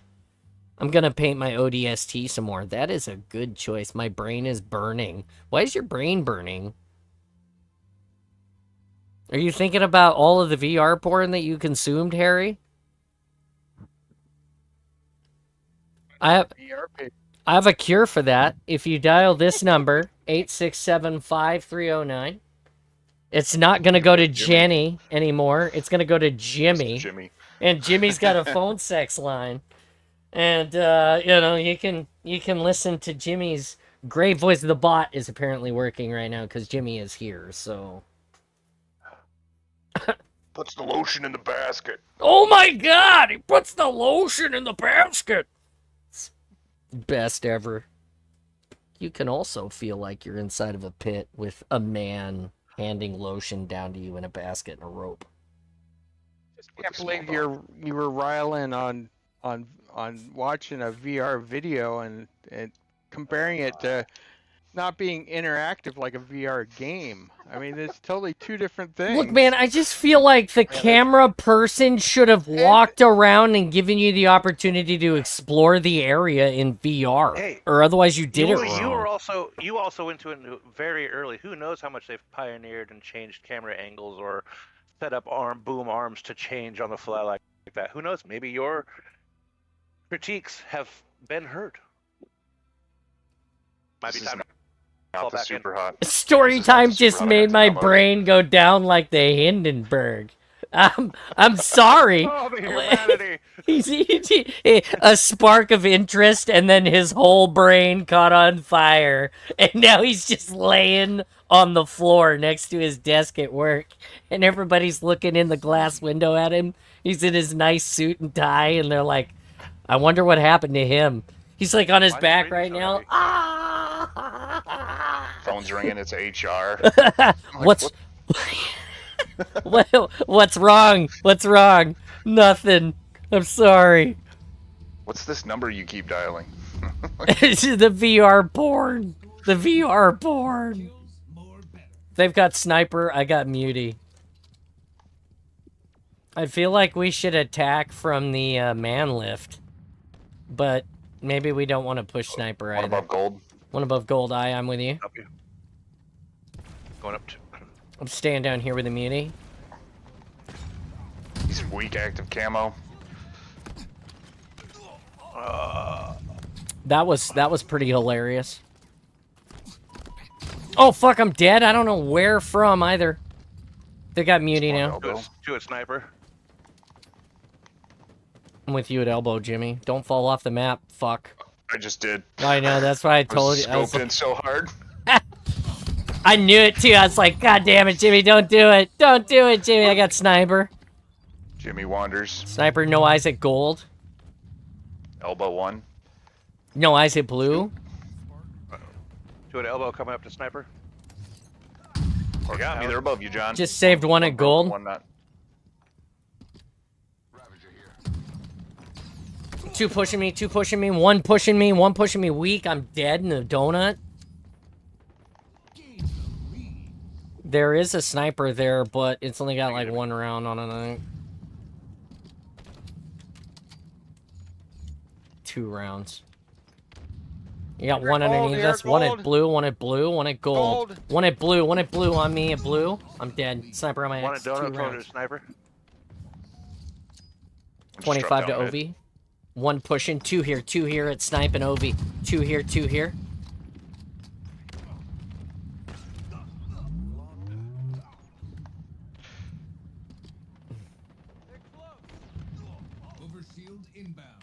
Ooh, commando.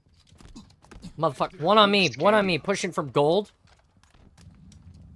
I'll take that.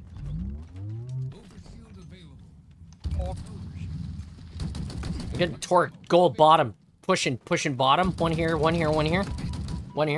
pushing bottom still.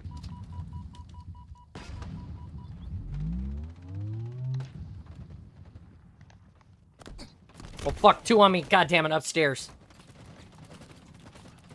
Oh, I'm not getting fired. Well, I didn't. We didn't say you're getting fired. 24 to snipes. They are on it.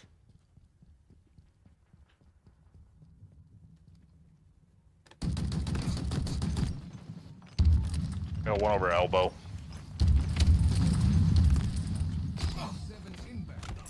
Ooh, one above. One above. One on blue window, blue window. Never mind, I got him. We trades.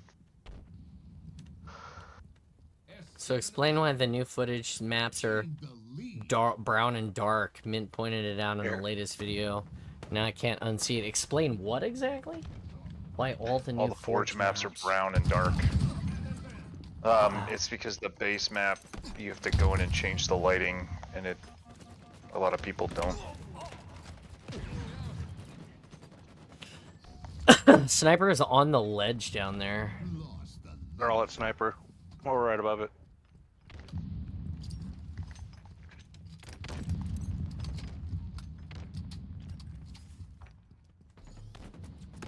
Oh fuck, one behind us at gold. Oh, hide Behind in us the at fucking gold. corner. What a Shit. spot. I'm dead. God, I'm getting 10 seconds, Muty. 10 immunity, Roger. I'll stay with you. Halfway to victory. On for Invis. One running through the donut now. Overshield inbound. Power weapon Here we go. One dead. I'm pushing for snipe. One at gold, going for. He's dead. One top of Ovi, tower. Ovi here. Ovi here. Ovi there. He's running. One in tower with me. One in tower with me. Two in tower with me now. I'm dead. Invis. They're on overshield's on Invis. Man, that dude took 7 shots. And I took 4. I don't mathing and not mathing. Oh, Invis is wasted. On the balcony, dropping down right I now. am fired. He's not So even just job Do hunting. it, and Ovi. ma- oh, Do it, Ovi. you did get fired. I'm sorry. Why'd you get fired? I'm peppering these kids. Never mind. Oh, Man, they gotta be weak in there. Watch out above you. Fucking Jesus, yeah.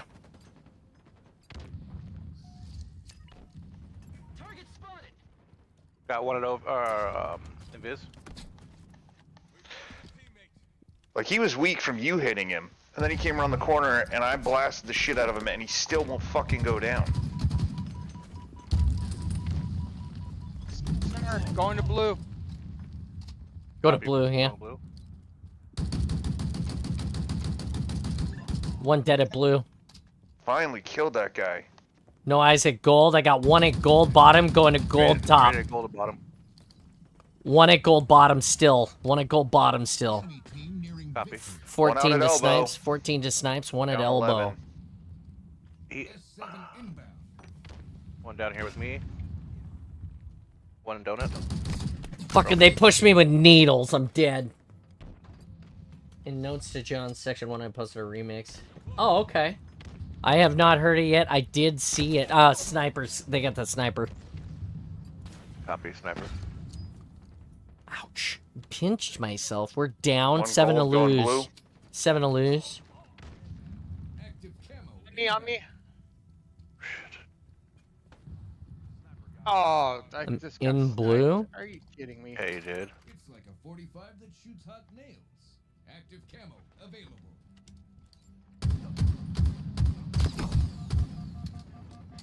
Chipped that sniper a shit ton of times. Got it for you, Kev. They pushed me with needles again. Needles in blue, needles in blue. He's in gold now, top gold. Dead.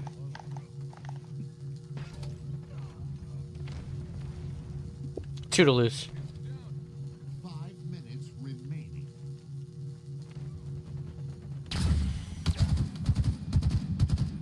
One here, weak. One above us, one Gold above one. us.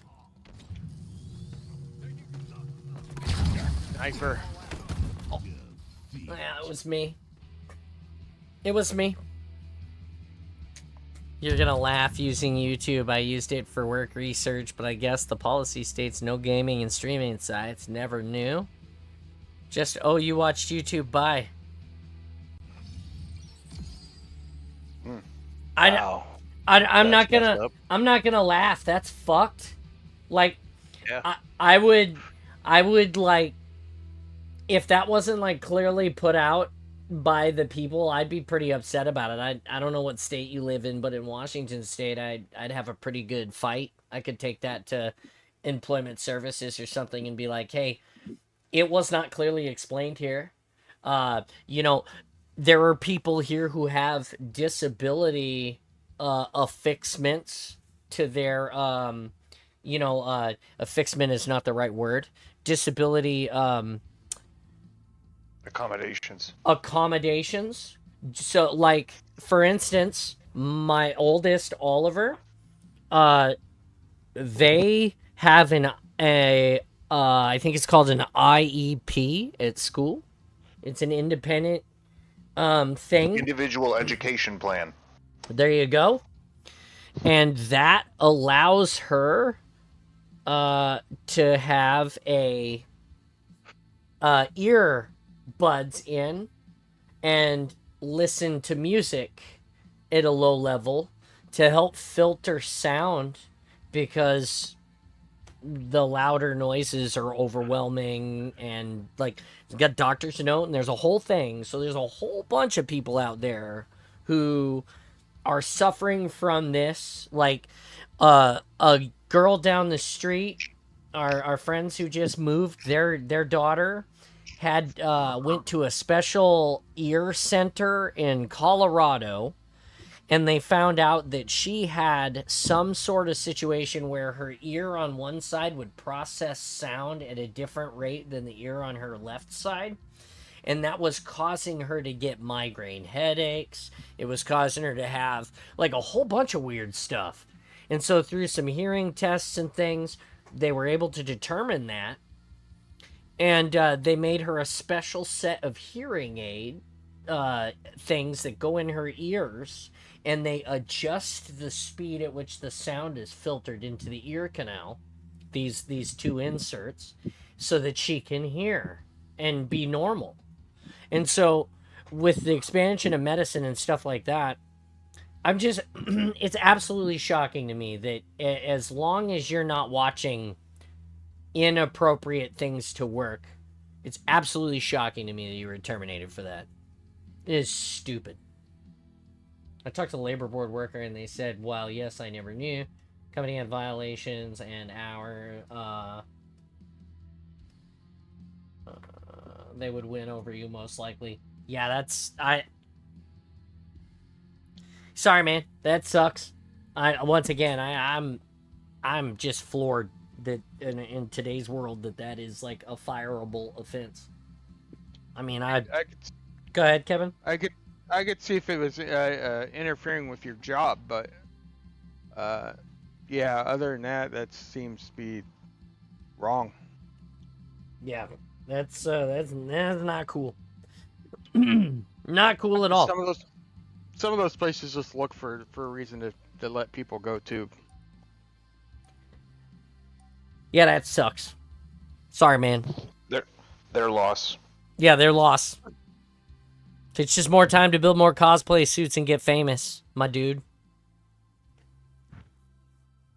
Jump on the train of famousness. I'm not I'm on the train. I'm not the head of the train.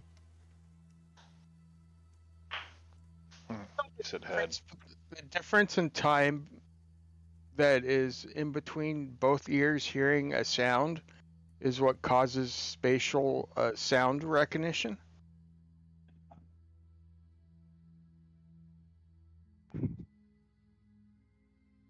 No, I understand what you're saying. What I mean is that the difference in time, like, it was explained to me like you're staring at a person and they're 5 feet away from you, and you're staring directly at a person, and your ears are pointed at them, both ears. You should hear them in stereo at the same time, right? Unless there's like some weird shit going on, an echo chamber or whatever, right? In her situation, it's Escalation Slayer, by the way. In her situation, she would stare at you and hear you, and it would sound like you were echoing always because one ear was slightly off of time from the other ear. And that sounds absolutely terrible. If I'm honest, I'm dead. Well, normally your hearing would be off. It's the degree of how much is off is the question. I mean, bad enough that they had to make her a special set of One in the donut. hearing filters to make it. How did that guy live? One in the donut eye. Hammers in the donut. I don't know. I'm just saying. I'm saying that we. How are you not dead? I'm dead. I am dead, Jimmy. I'm dead a lot. No, I understand what you're saying. I'm just, I don't know. I just know that that's what happened. Like, she was diagnosed, they made her some special shit, and then after that, she was always fine. After that, never a problem again. Really cool. There's like a whole special place for it. In, like I said, I think it was Colorado. We normally hear sound at different rates in between our ears. That's what allows us to identify location. Not saying that that is working perfectly in your.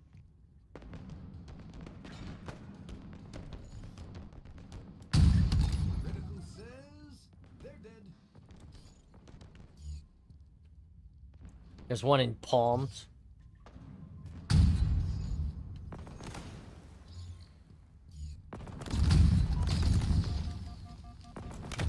I'm dead. One pushing me at snipe spawn.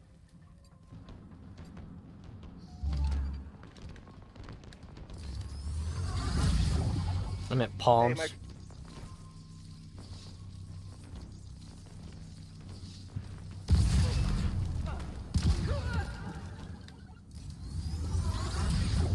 I'm at the donut. Oh, hey, Mike. I got two here, two here. One here, one here. Never mind. Got him. Oh, fuck. One on me. I'm down.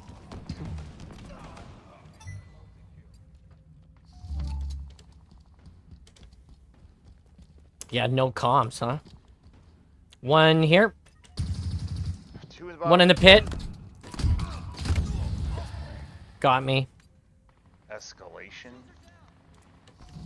Escalation Slayer, yeah. We're in, what the hell is the name of this place? Solitude. Solitude. I got him here at cafe. Or a market. 3.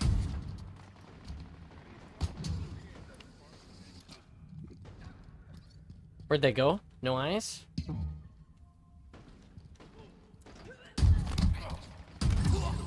Got one. Hey, nice shot. Over here. Snipe spawn. 2. Don't push him. Still 2 over there? Still 2? Still 3 now? One pouring out this side. One in the pit on truck. One on truck. He's weak. He's weak. He's weak. 2 on truck now. 2 on truck. Still 2 at snipes. They're dumping out. Dumping out. 1 weak now in the pit. By the truck. You guys not getting these guys down here? What happened? Did you guys die? I didn't hear anything. Are you guys talking? 3 here. You 3, full? Roger. You got space. I've got 5. I'll have 5 if you join on us, but we can. We're just getting started. We can play squad or whatever today. It don't matter. 2 at market. Absolutely no plans. 2 at market, Roger. Still 1 week. 3 at market. There we go. Thank you.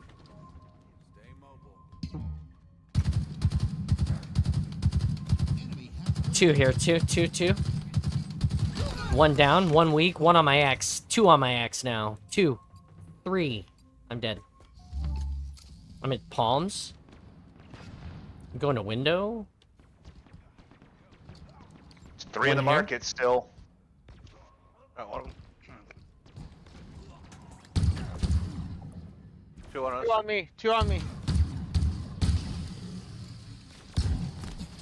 Oh, another wall here? With you, Kev? Just put a wall up? Oh, got me. Shit. I'm fighting 2 in the market right now. I'm dead outside.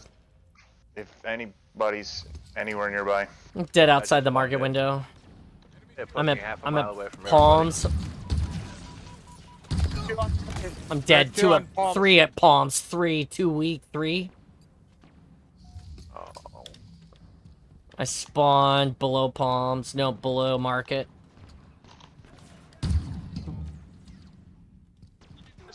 I went around to a market. Be a market. Jesus. Is it just me, or are they taking way more shots than they should? Nah. Yeah, I don't know.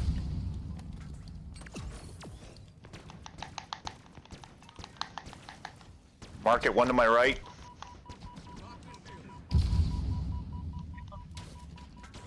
Still over here. Yeah, still one, still one. One jumped over. Missing all of my shots today. All of them. got one right here. Alley. God, this controller sucks. Enemy team nearing. I take 4 commando shots. He's taking 4 from the stalker. He's not going down. We just literally traded shot for shot. I don't get the fucking math, man. I don't know. Like, I know I'm a hooked on phonics kid, but 4 and 4 is fucking equal where I come from. Also know that this is not super, right? It's just regular, so you're using... 2 on my X. One down there? in the donut. Fucker rifle body The one down shots there with are a bolt shot. Unfortunately uncomfortable deal in matchmaking. You really gotta try for that perfect as hard as you can with the stalker rifle. Yeah. No eyes? I've got one on me. Two. Two, they got oddball. Oddball, they got oddball now. One more time, Mike. Stalker's a monster support rifle though, like 2-shot strip shield. So if you got somebody Got him with right you, over it's here in the hall. easy kills, clutch up. One up top coming through the window, I'm pretty sure. Watch that doorway. Don't Yep, get... we got 2 coming Oh, up here, from down underneath. below.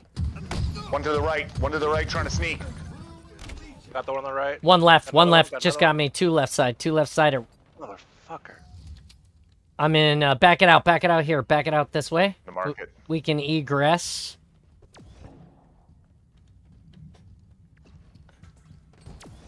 One left in the market. No eyes at ramp. No eyes at ramp. left. Back it out. Back it Behind the out. Back it pillar. out. I Three. got Three. one at ramp. One at ramp. This is a bad place to Dead be. ramp, Bad egressing. place to be. Yeah, doesn't matter. Wow. We got a host. Yeah, 9 and 14. Feels good. I think I was actually worse than you, Jimmy.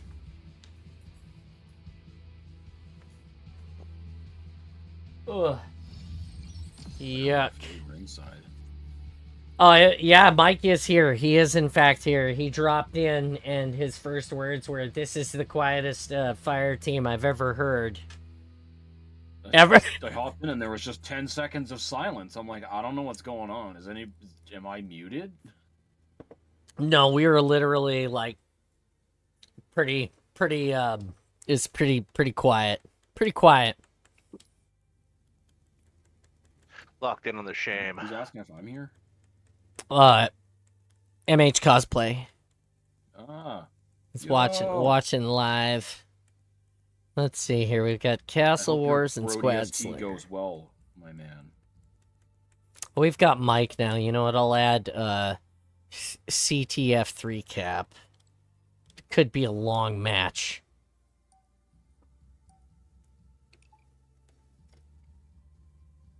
Am I in the fire team? Yeah, you are. Okay. I'll put the paintbrush down. We got a full stack, buddy. There's 6 of us now? No, there's only 5 of us, but we could get 8 in this mode. Some days we do. Some days we do. You painting those little the little 30K dudes still? Yeah. How's Well, I that? How's that going? got a fucking billion of them to paint, so. Well, with any luck, I might be able to finish 2 bases worth of Marines today. Which Marines? I'm painting Thousand Suns. Nice. Yeah. Oh, specifically I'm painting Imperialis, so... I've got 6 mil Marines that I'm painting. Which you'd figure would be pretty easy, but, as time and time again I have learned, the smaller something is, the more of a pain in the arse it is for me to actually make sure it's done to decent quality. Castle War. Oh. Oh. Everyone watch out for Kevin. He forgets to honk at times. Ah, the friendly fire machine. Got it. Mm-hmm. Preferred vehicle of manslaughter, car. And thank you for the 5 subs, Nikki. Definitely blue on blue. As a Canadian, though, I shouldn't be surprised that Americans damn, I are blue did on not blue get versus me. So you know what? Oh, it's too dark. Mike. Yay, thank you, baby.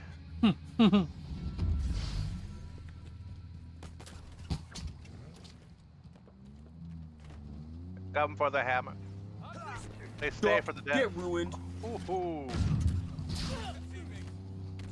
Dude, I stabbed the shit out of that guy. Fuck. One on my X with camo.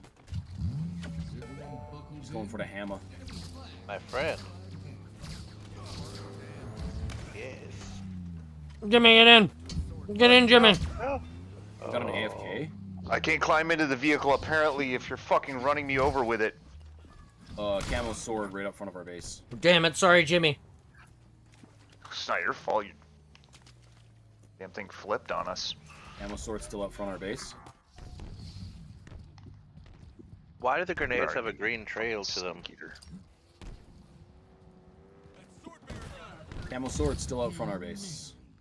Can't see him. Yep, there he is. He just got me. Yep. To the right, in the right water.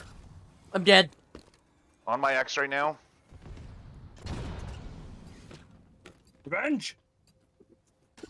Should have had one of them. Damn. Bitch. Still one.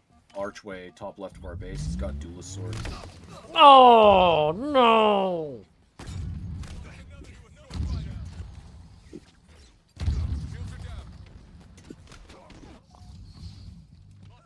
Invisible coming in our base. Yeah, how is he still fucking invisible? Oh, yeah, he got me. He's grabbing camouflage from our side to stay invisible. They still should have both worn off by now. No, camo refresh is really fast in Castle Wars, so he's just continuing to scoop up camouflage. Well, he's just sitting there in the front of our base. Did you enjoy that wonderful carrier kill? Rated him out. I did. I just ran him the fuck down. It was like a scene Almost from on our flag. You just got it. Coming left towards our base. it was like that scene from Thinner. I just ran never mind. Oh, what's wrong with Thinner? Nothing. No, I died. I couldn't get. Is there a man launch cannon to escape this? The base on this one? No. There's no I don't side. think so. I Okay. think you just jump to the pillars. Oh no, there's a waterfall that has a man cannon on it. In it. What?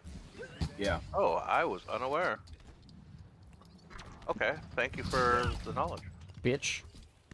Yeah, you're welcome. That was uncalled for. I wasn't talking to you. Got hammer. Hammer in the middle. Thanks, Covey Tech. Oh, okay. Wow.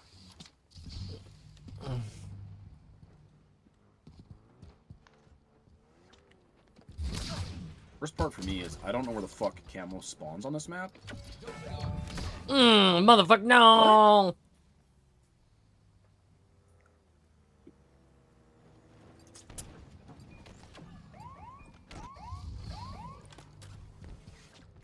Have our flag. He's out man cannon, right hand side. Notice how that guy did not take the center platform so he could get run down like a...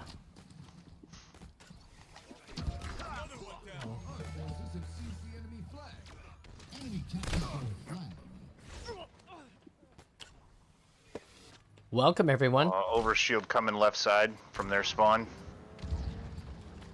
Getting hosed. Getting the hose. I mean, I'm getting the hose. They have an invisible at the middle. And Or not in a just good passive way. On their side. Yoink. They'll be in our base. Nice. Have we figured out where camo spawns for us yet? Or is It's. it strictly I think view? it's right side. Right side immediately is Fuck. I thought it was right immediately on that little platform there. that's OV. Unless it changes power ups. No, it shouldn't. I'll have to. I don't remember. That's a great question. Going up, going up, going up.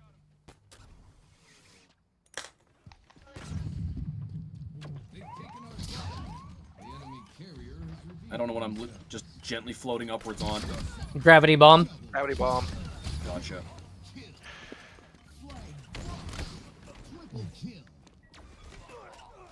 Invisible on the goddamn flag.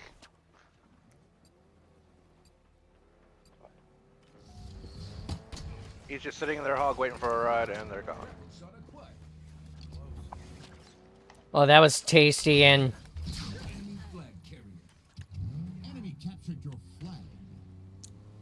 I climbed in the truck with 2 of them, swung my sword 3 times, and it killed no one, including the dude with the flag, who then beat me down from inside the same truck.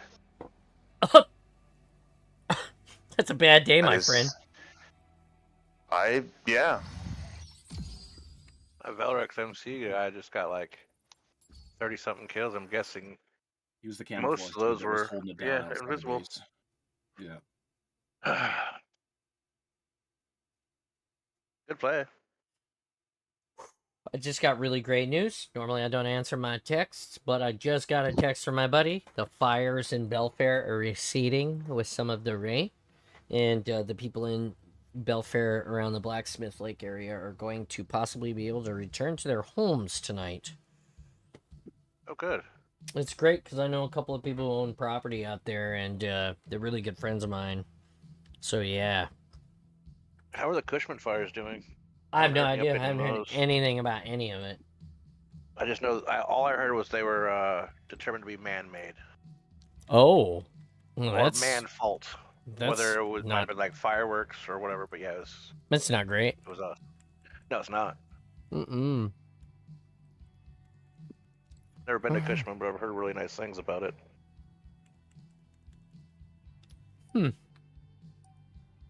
Here we go.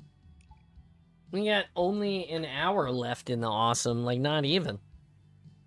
It's been a crazy fast day today. It's been a good day today.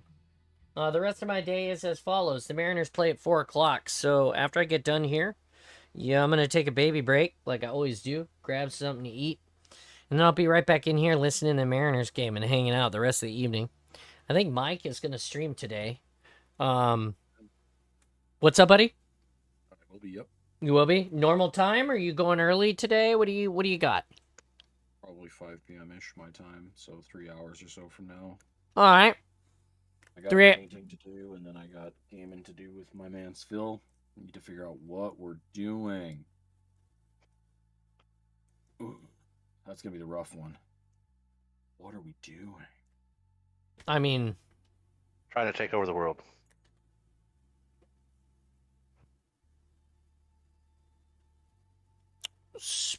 Ambitious, yes. Start at the beginning. Play Halo CE together. Well, the hard part is me playing on PC and him playing on Xbox means that one of us has to change platforms. Because the MCC is not fully cross-platform. Right. It's not? No, it's not. No. You can play all of multiplayer or I think it's 3 and 3 ODST, and I think those are the only campaigns that are crossplay. Maybe Reach, but don't quote me on that one. All right, CE good and to 2 know. for Thank sure. you. Yeah, CE and 2 for sure are not crossplay. So That's a rough one for sure, yeah. 2 anniversary just feels like a missed opportunity. Old school simplicity. More kills, more better. I mean, honestly, the whole thing should be crossplay. Yes. 2 going Snipes Tower, left-hand side. One's dead, left at Snipe Tower. Watch right. Banshee's up, we've got it. Inside Snipe Tower, dead. 1 at base Snipe Tower. So much better than them. Those older aliens Dead, were nice. And she's in the air. It's ours. 1 in Skewer Tower here. One on West Tower, bottom, headed towards center. One here weak. Center. Oh, one on me. One on me in this tower. I'm dead. Fuck. 3 basement. My axe. Let's get back in the game. No eyes. I'm with Jimmy. 2 here. One on you, Jimmy. 1 dropped the basement. 1 dropped the basement. Mombasa. With 1 in basement. Okay. One up. Oh shit. Dino's coming in. Scatter, scatter. Fuck. Just check it out. Behind you, John. One here, one here. Two here. One on each side. One on each side.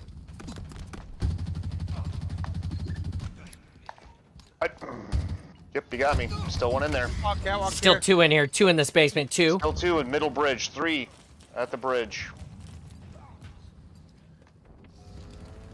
Can't get away from bridge. Down. 1 still basement. They're on both bases. North, south. One on Basement mid bridge. coming out. One on mid bridge. Grenades down. Storm the basement. One down here. One pushing from Tower bridge. 1.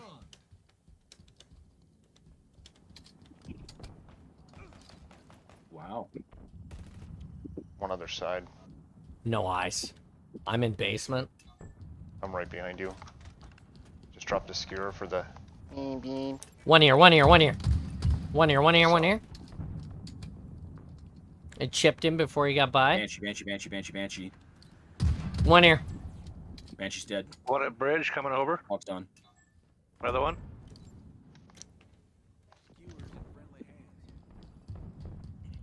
Check the back door, Jimmy. I'm checking the back door.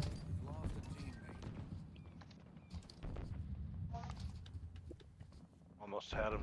I'm coming back to you, Jimmy. No eyes. No eyes back here. 10 seconds to skewer. Power weapons are on the way.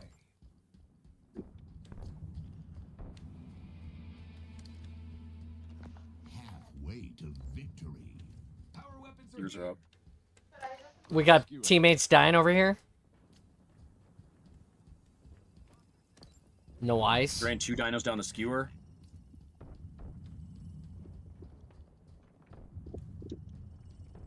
There's one Oh, no. challenging for skewer. There's 1 at skewer tower. 1 jumping in. Right in the Dead. back. Still basement here. available. Another one down. He bailed with dynamos. There's one back of their basement. That guy bailed with dynamos though. Watch the side play. No eyes here. Grenades coming out of this tower. Oh, good 2, call. 3 Yeah, at that 2, tower. 3 here. Yep. 2 at the east Over tower. here as well. This tower's under siege. They're grenading us. Translocators on the way. West tower still.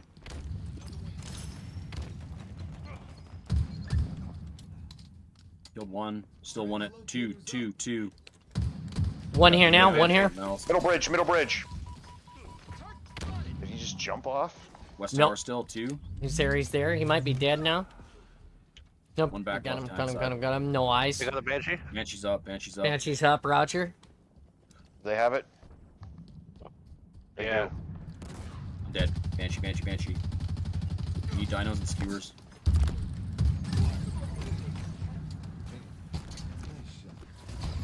Banshee's dead. Bench down. Nice skewer. Thank you. Still West Tower. Still West Tower. Going back to the basement. I'm dead. Two headed towards base from West Tower. I got one here in the rocks. Two in the rocks now. Two. Oh shit! Three in the rocks over here. Three. Four in the rocks over here. They got DM. They got bandits.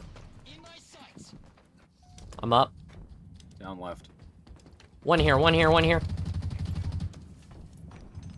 One higher up. Dead. I got him. Fucking bitch. That was hilarious. That guy didn't even know. He's gonna think about that next time for sure. Down low and inside West Tower. This tower. This tower, Roger. Killed one. They got a hog. They got a hog up. I'm out of skewer rounds. Hog up there, Okay. that side. Double. I'm still on skewer. This tower. East Tower. East Tower. Two. 25 to QT. Two over there. One here. Hog. One there. Hog's moving. Hog's moving.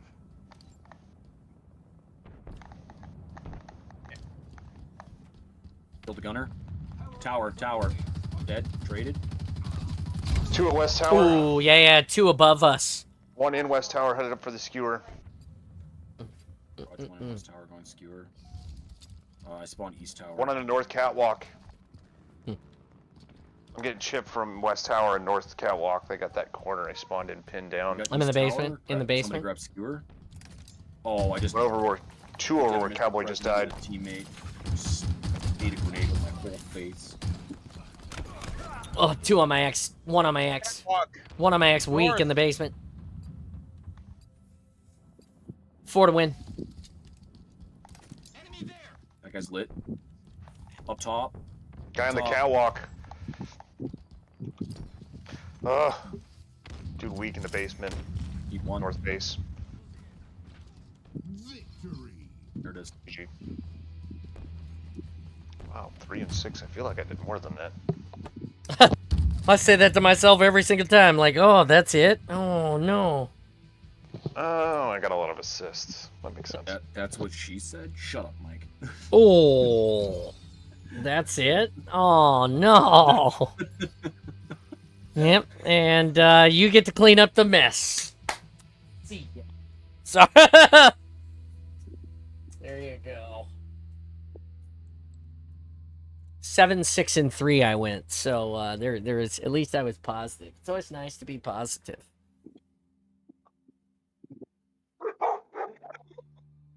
13, 10, and 8.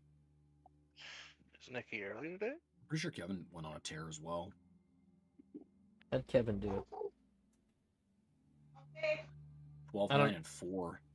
I don't know, she didn't say goodbye. I didn't think so. Did you say 12, 9, and She 4, did. Mike? That's Kevin. Nice. Here we go. Nah, it would have been really early because it's only 3:24 into the awesome, and I was what? Yeah, I was 3 minutes early. She stayed late the other day, so she was saying she might take off extra early today or tomorrow. So I wasn't sure if she just done it or not. You guys got big plans? You guys going to dinner or something? Or No, she just stayed late one day, so she figured oh, get off early one day. yeah, that Make up works. for it. Yeah, just Yeah. nice. It's awesome sauce, man.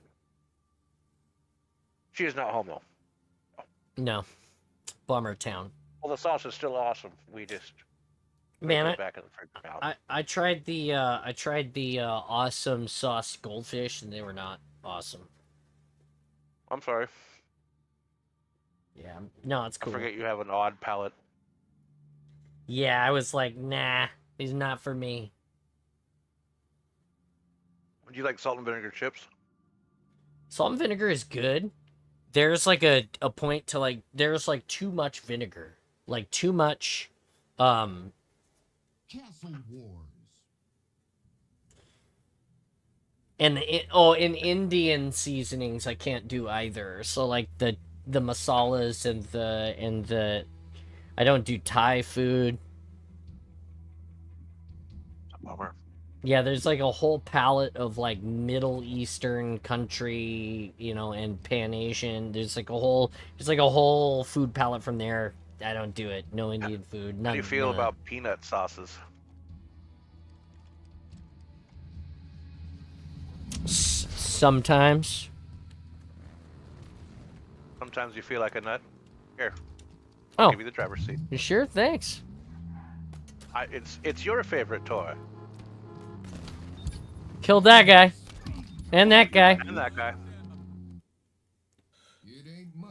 I can't believe I didn't kill that guy, but alright. They have our flag. Take it back. Flag. Energize them. Hi, buddy. Oh, fuck. Oh. I don't have any grapple. I'm out. Oh. Can't get him. I can't get him. Flag carriers cut. He's running right through mid. I can't get him. Oh no, I missed him!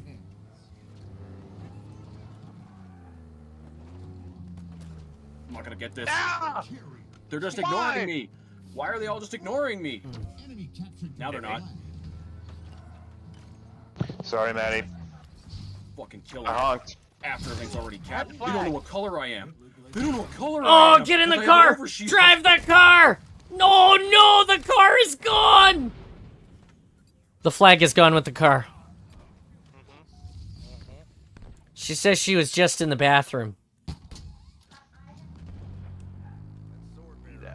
Wow. I just drove over Jimmy's helmet. Trip? What the?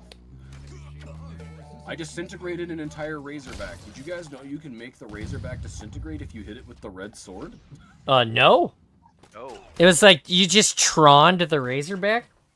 Correct. Like when you kill somebody with a binary rifle or whatever in Halo 5, how they just disappear from existence? Exact same thing, but it was because I hit it with the red energy sword. Spider person.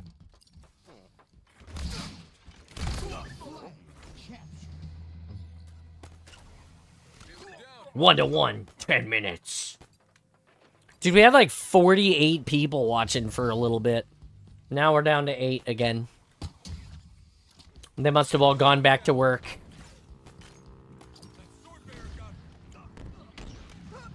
Easy trip. That sword bear is cutting us off. Gravity hammer back in? No, I am. Blip. One in our base on our flag. They have our flag. Take it back. The enemy carrier has revealed themselves. Whiplash. Our forces have seized the Oh, what the fuck? What happened? Go run him over. They need some aloe. Oh, did Mike die? I ran him over by accident. I did the same thing to Maddie while he had I'm the dead. flag, so Yeah, that was ace. It was all part of the plan, man. absolutely. And then I came back and watched the flag get blown off the side of the map with the car. Dude, I put it in the back of the car so I could drive the car, and then they blew it up. I was so sad. Because you can store shit in the back of the Razorback. I did not know that. Okay, the hammer only has Store 2 swings in power it. seed- 2 power seeds That's and fucking weak. 1 gravity hammer. Or a Bitches! Oh, I can't believe I didn't kill any of them dudes just now. Yeah, you can store a bunch of stuff on the back of it. It's pretty cool, the Razorback, but Okay. Yeah, good to know. I've never actually successfully stored anything on the back of it and driven it all the way, ever.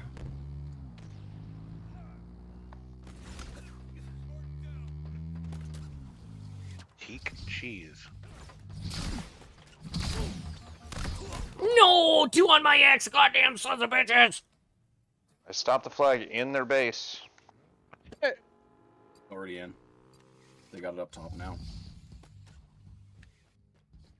No, they don't. He's going the wrong way with it. He is leaving their base with our flag. Yes! He's The pulling a Kevin. do He's Moss, pulling a Kevin. do the Trying to Kevin. get the overshield. I launched it out of the. Nice. I don't know where it went. You can It's do it on at our a. hammer platform. It's on our You- hammer platform. You could do it at a gallop. You could do it real slow, so your heart don't coming. Oh my god! palpitate. I know what happened. He thought he grabbed the hammer It's off don't my be X. late. Do the Kevin. Teammates are raging. Ooh, the Kevin. Do the Kevin. He thought he grabbed the hammer off my corpse. That's why he left. Kevin is the man who takes the flag to the wrong base. Sorry. What makes a man? Is it the? No, I won't finish that song. No, out of There's hammer. somebody sitting in their base with a warthog just honking as it gets destroyed. That's so upsetting because I'm waiting for a I almost said a corn dog. I'm waiting for a warthog to spawn here so I can drive it through all of the dudes. Yep, mongoose it is. License and registration not required. Oh god. Watch out, dudes! Yeah, there's a double kill. Shit. 3 on my X. They're all rushing mid. Oh, I died. They're so mad. Somehow I Austin Powers to that mongoose right there. Yeah, I think that might be our hog there, just sitting there hogging. Oh, Okay, he. my fault. My fault. Interesting. Oh god. I'm not having a very good Halo day. We got stuck on a Martin's mongoose. And I falling couldn't from the drive. sky. Damnedest thing. Mike killed us. I got stuck on that mongoose. I hit it and we just lost all of our forward speed. Incoming truck. Maybe? No, he stopped. I don't understand what's happening. Ring! Ding ding ding ding ding ding ding ding ding ding ding ding ding ding ding. Diminisher Hope right in front of our base. He's dead. Why did you bail out of the car? Get the flag. I was kind of blown out of it. Oh,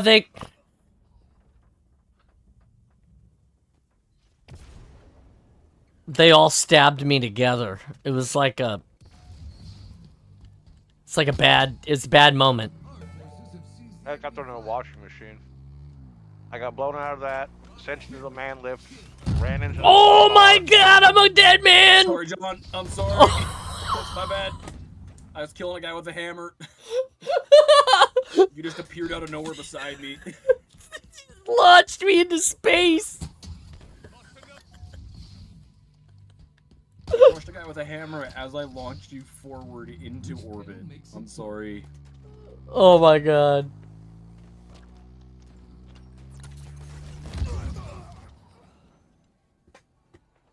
I regret nothing. There's a guy on the left-hand side of our base platforms. He might be coming up via the cable network to the flag. Bitch. Where is my damned hog? I got the flag halfway back. Oh, I stuck somebody from half court. Oh, double. Kobe. Wrong word.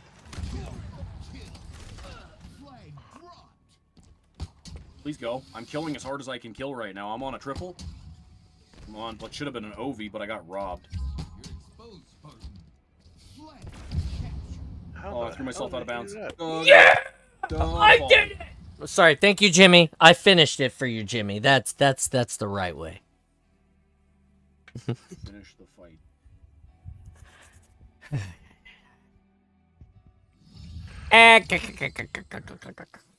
No, Kevin was not excited about the Kevin song. He said absolutely nothing the whole match.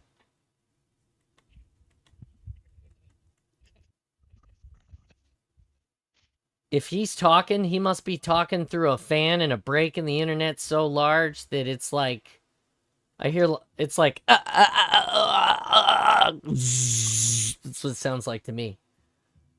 Oh. Is he talking? Can you guys hear him? No. Oh, okay. Earth to Kevin. Hello? Oh, we hear him now. Oh, that was his telephone voice. He was smiling right there. You could hear it. We're just making sure you're live, Kevin. Reached Kevin Hurd if you'd like to leave a message. That means that he's absent. Where is Kevin today, Kevin? Other universe. In an alternate timeline. Ben 10 universe? No, sorry. Some young kids in here, probably. Maddie's choking on the jokes. I am. They are slaying me. They're rich. They're more new and improved. I haven't got enough size. I haven't harvested enough size with my seismograph today, so apparently I'm not doing well.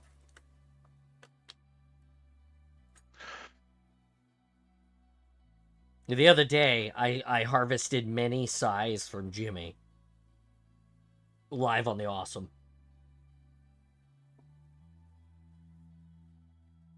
Jimmy's a giver. So he says. So he says.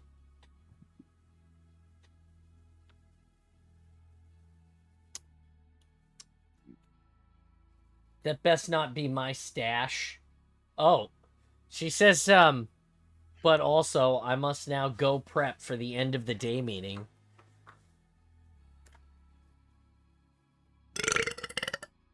I promise I didn't steal your stash of cookies. No. Because I don't know where they're hidden. Well, have you tried the cookie jar? I don't have a cookie jar at my house anymore. Having a cookie jar on your counter is dangerous. Because you feel compelled to put cookies inside of it. And then you feel compelled to eat the cookies from inside of it. Which restarts the vicious cycle of cookies. Yes, I understand. To put them in the jar, I just eat the cookies. No. You gotta put them in the jar so that the jar has a purpose. Or otherwise you need to throw the jar away. Mainline Oreos right from the box? Heathen. Oreos are disgusting. Well, I do eat Oreos from the box. Only the vanilla ones. Oreos, maybe. Ugh. Oh, damn. Mike is just on it today. I got a car. No sugar in those, bro. What are you doing? God. American candy is sad. It makes me feel bad.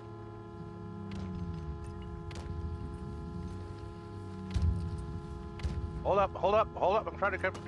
Oh, see, that's called communication. You could have said something to me. I thought you would see me. No, I didn't see you. I was just dragging the ass of this. Try to cover you with snipes. Go. Go. Meet me on the other side.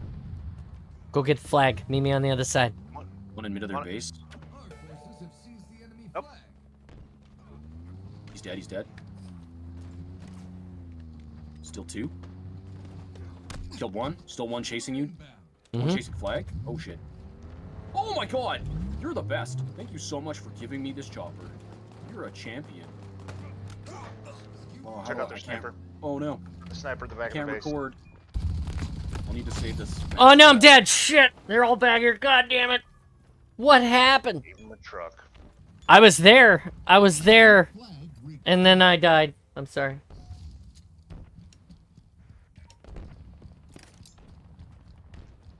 I'm on the way. Get him. Sorry, fellow ears enjoyer. No mercy. Sniper here. In front of you, John. There you go. Domer. Oh my god, the cross-match Domer. Oh, I'm dead. Damn, still one in there weak. Pushing their base. All got a sidekick, 1 round snipes.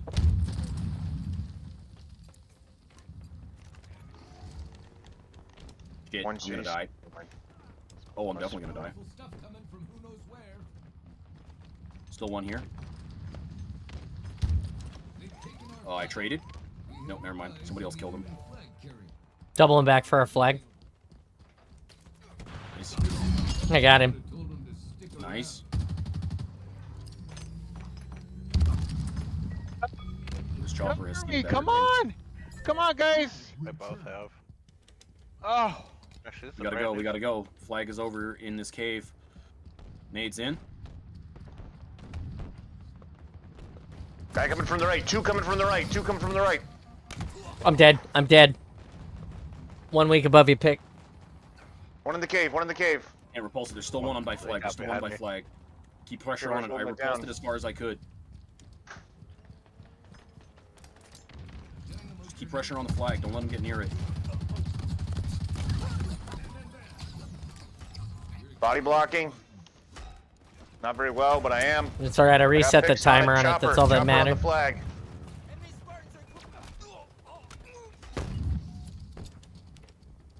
Touched it. I'm down.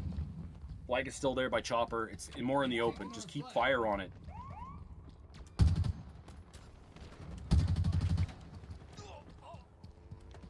Our flag's getting away. I'm getting it, I'm getting it, I'm getting it. Flag. 2 on the flag. 3 on their flag. Flashy Vin. They're just taking our snipe. Oh, I'm down on the flag. They got me, and they're getting the flag. We got it, we got the pull. Fighting for it. Killed one. Still got one here. They're running away with our snipe.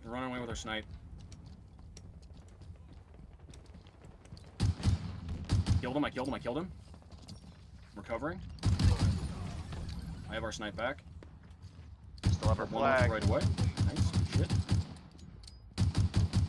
Moving left with snipe. God, I pushed him back, and I pushed all the way back. They have a sniper bunkered in their base now.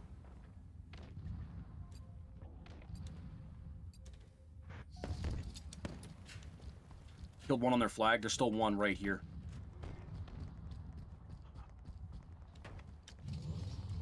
They're moving flag to this side, right-hand side. Yes, one just got away Oh, from me. god damn it, they're on me, They're on the flag, Good hood ornament. Yeah, Jimmy. I died, Wow. but I got him. He's off the Shit, flag. shit, You can pick it up. Shit. Coming. Another one in there. I'm down. I'm down. They're gonna take snipe off We're in my our axe. fucking base. Heatwave was my high school nickname. How the fuck did he You do got the that? turn. God damn it! God damn it. No way. Yeah, it spawned me in the middle. I couldn't even get back. 2 on me in the mid.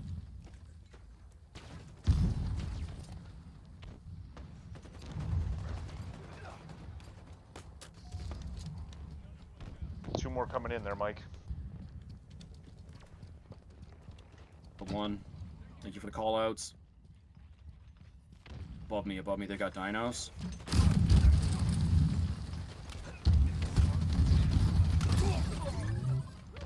Block for me, I'll take.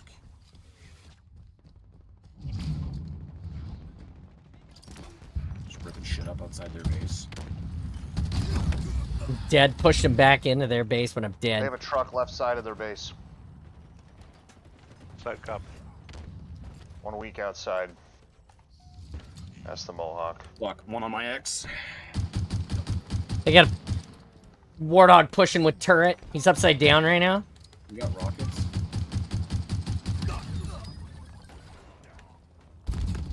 There's snipers in play. I'm down. Sorry, cat ears. Shit, there's one still on the flag. It's got Needler. Is nobody gonna make a play to intercept? I'm working on it. I'm up. I'm lost. I'm up. I fucking got him. But he got me.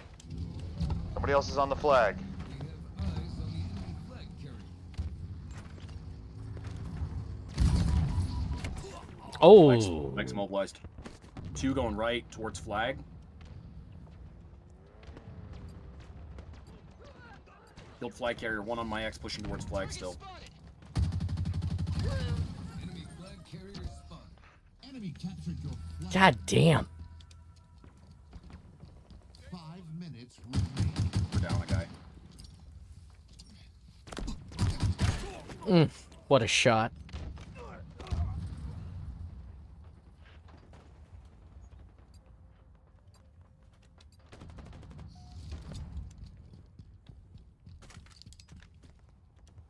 Mid.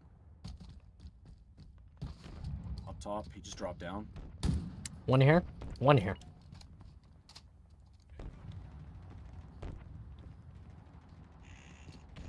Fuck's sakes. 1 on my X with turret and 1 chasing buddy. Buddy, why didn't you turn around to engage? And he lived. Wow, that's interesting. I'm dead. Turret pushing our base. Powerful stuff coming from who knows where. Spanker and playing 4. AC's up. Power items available. Somebody's got it already. Don't know who. Spanker's in play. Fuck, we're in a pinch. Who's your sidekick? Turret's down. One guy camping the fucking high rock on the left. It's a good strat. It's a good place to be. Sniper's down. I'm down.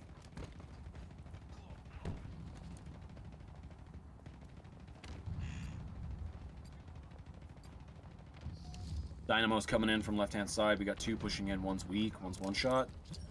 Just killed one of our teammates. Needler coming in from front, right.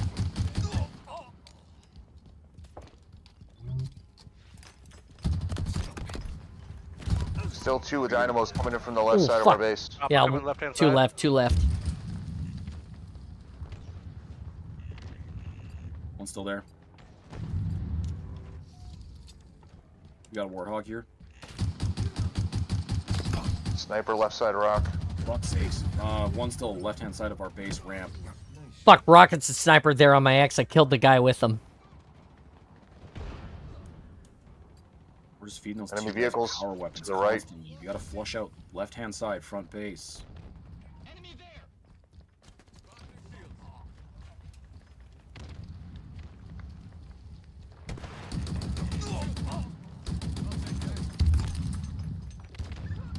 Got him. That guy's gone. East One side more- of rockets, one more falling in. camouflage. Killed one here. 13 seconds. Rockets camouflage. Fight's gonna be for Spanker. Rockets are weak. I'm down. There's one guy in rocks now. One guy still in rocks. Dead. There's one guy chipping from right-hand side, overwatching rocket spawn. Power items on the feet. Go get 'em. One in our base. Nope. You got him. Get the guy on the mongoose. He got away with rockets. He got away. They got a quitter. I'm down. Rockets, they've got him. I haven't gotten any fucking power weapons in the longest goddamn time. Sniper on the right. Skewer on the right. 2 top Skewer. mid again. Skewer's down. You pushing in from top mid again. Got a skewer.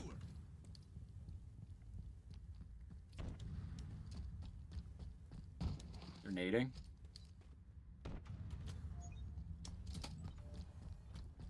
No eyes, nothing here.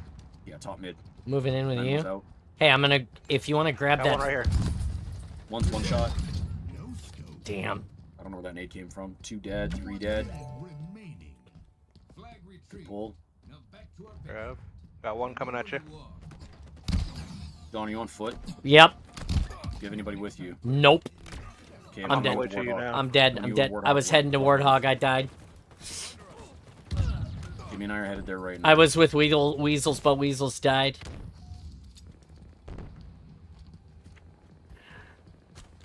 Go. I'm getting it. Go, go, go. Get in, get in. Fuck. I'm on the way back. They hit me with a frag. Push On me the way off. again. Go, On the go, way again. Go. We're going, we're going, we're going, we're going, we're going. Get in, get in, get in. We got run into by a chopper. God Yeah, damn it. purple Give dude. me I the don't flag. know Give me the what's flag. Oh my god. It made me pick up a skewer over the flag, so I couldn't pick it up and get back in with you. One broke on the rock. God, that sucks. It's alright. It's alright. I'm gonna pee. We'll play one more. Just let me go pee. I'll be right back, guys. Take a pee break. Awesome. We'll continue. Overtime.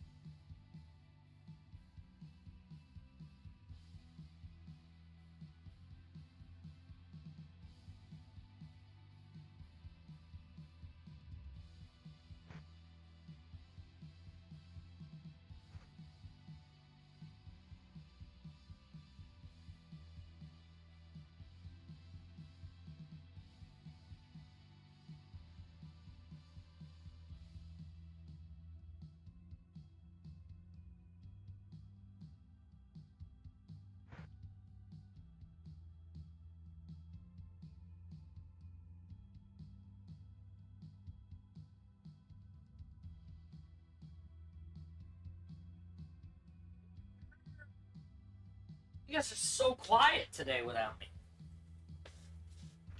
Oh, thank you. Thank you for spending the day with us. Like, share, subscribe. One more match, boys and girls. We all here?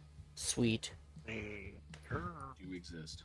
We do exist. Well, that's a good... It's good that you exist. Hey, Jimmy, we playing hockey tonight?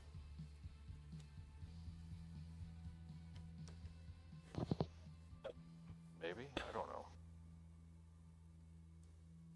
Okay.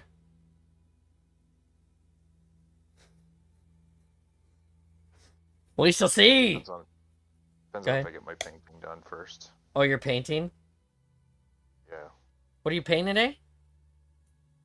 The undercoat for my Mark 7. Okay. Got it all smoothed out. Yeah, I did 3 layers of primer, filler primer, sanded it all the way down to 1,000, and then I put the base black on, and the final color, and then because it's a gloss final, then I sand it with 3,000. Oh yeah, Okay. let's go.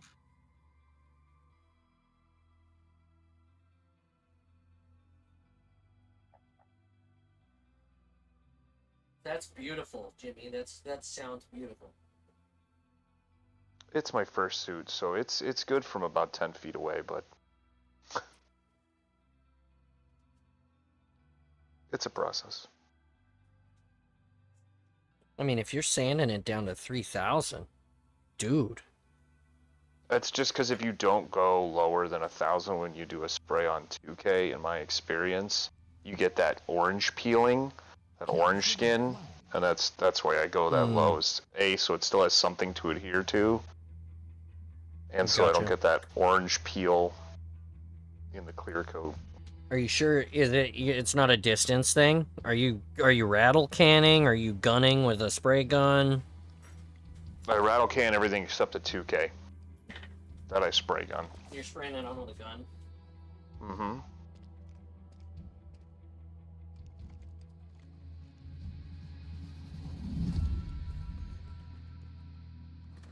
Pneumatic spray. I wonder if that's a... I'm here. I'm just looking at the view. I wonder. Left off their sniper spot. Hog here. I wonder. Rocket hog, rocket hog. They got one on our camouflage spawn. 2 on our camouflage spawn, and they just fucking killed me. Mike is dead, Roger. I got new noob combo in my pocket. I'm covering flag at the moment. Snipes is down on my X top. Yeah, they're already here. Oh my god, there's a guy standing in front of me. His name is Kobe Copter. What? That is off the chain, bro. Kobe I Copter. just took our rocket hog from the left by our sniper spawn. 2 over there. Not taking shit. By the way, welcome to the awesome. Thank you so much for being part of it. Like, share, subscribe. We're on our way to 1,600. We need 5 more to One on get my there. X still. Could be you.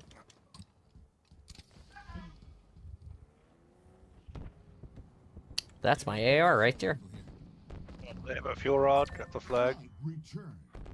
Enemy flag return. Fuck. Sniper rifle, our hill. Sniper eye.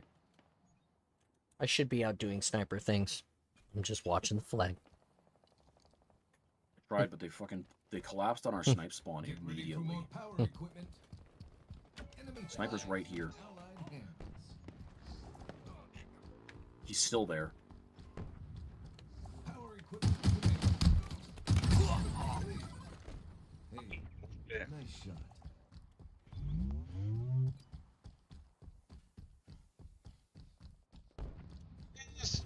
Watch out! Dude stopped after he saw the active camo guy in the tree and then didn't keep driving. Inbound. Instead tried to go for the splatter kill and drove right into him. Snipes. Camo's up. Enemy flag returned. I'm on Power snipe. weapon inbound. F7 advance.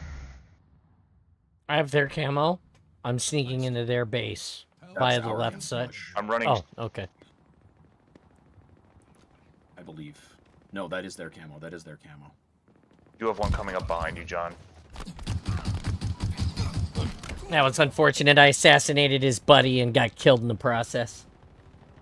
Do you become not invisible when you assassinate someone? Yes. If you take a swing, you lose your camouflage. There's a That's- hog over here by me. That is so upsetting because I feel like in assassination, when you're invisible, you should just stay invisible. I feel like nobody would see you. Gunner's weak on that hog, left side. Oh, fuck! I'm dead. I tried. Dead. Hog's down. Rod, one more with rockets right there. 2 more now funneling in. Shit.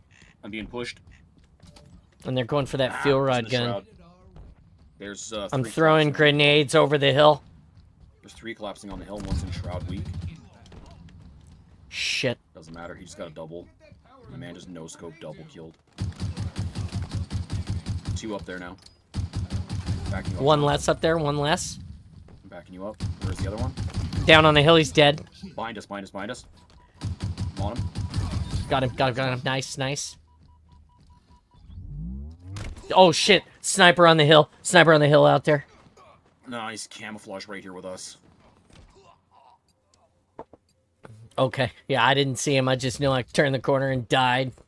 Yeah, he Grab their punched you in fuel the rod. punched you in the back. Gotcha. I'm at Dynamos on our side, heading to There's Jimmy. Camouflage still here.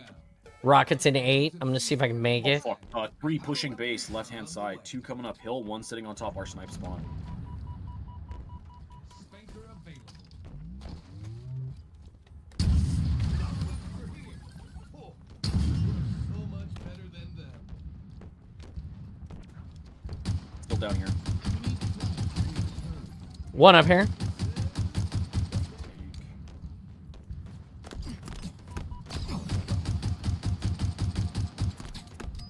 I'm dead. One on me. God, I don't know how he survived all those shots that he took. He's looking for rockets, but I wasted Sniper them. rifle back left, our base. Yeah, he's up on that ridge. Power weapon inbound. Target spotted. Get ready for more power equipment. Thought I was your sidekick. Sniper's down on the left. Weapon available. Power equipment confirmed. Watch.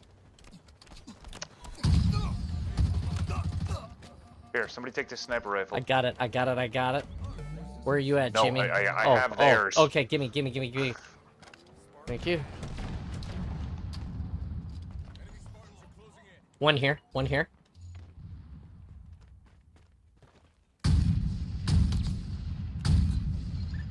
Thank you. Got him.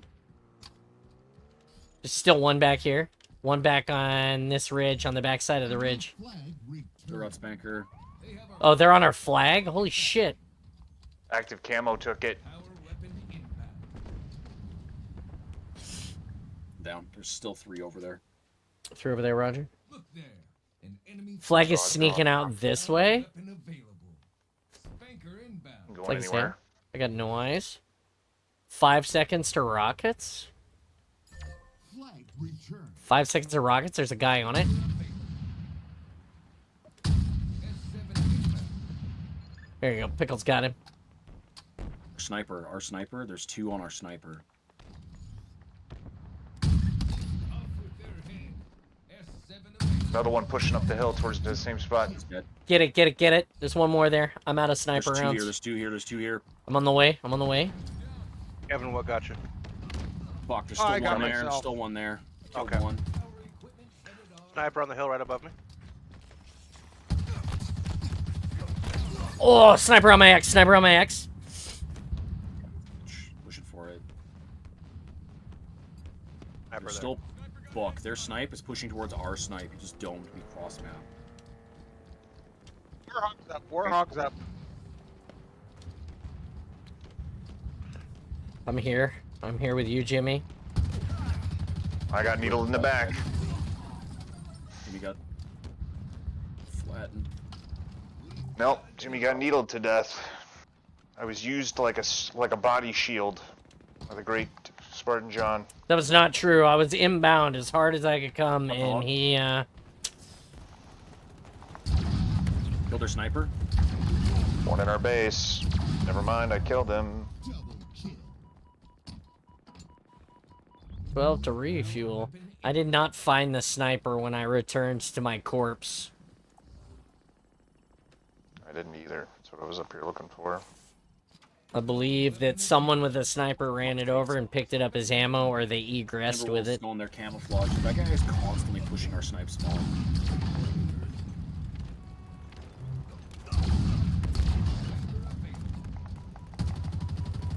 Mongoose headed to our base. Oh, god damn it. I'm down. They got rocks, they got rocks.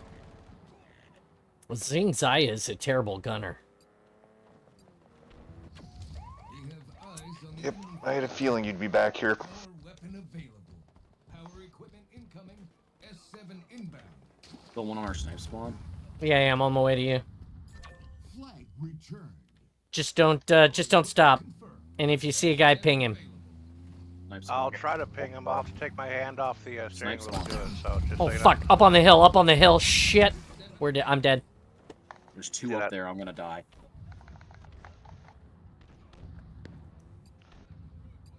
Got him. Still one up there, but Their sniper got me, Maddie. know. Okay.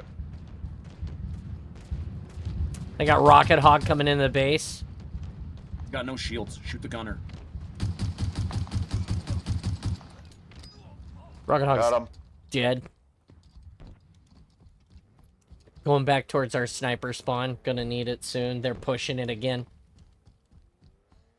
They're just constantly on our snipe spawn. 29 to fuel rod. Two coming through the trees towards John. Yep. Coming down, coming down, coming down, coming down, coming down. Coming back you up the top of the hill. Right. Killed one. Still one over there. Still one over here by camouflage. Recover their sniper rifle. He's still here. Power weapon available. Sit here, Matt. He's still Okay. in here. Cover me. No eyes. No eyes. Spanker is up. He's on top their snipe spawn. Oh, he's on top Two on our their base. Street. I don't under. Their sniper's dead. Two on the base. One Two in the weak. base, Ranger. Two One in the base, coming Ranger. out. Come on, come on, buddy. I wish I could stick my head out the window.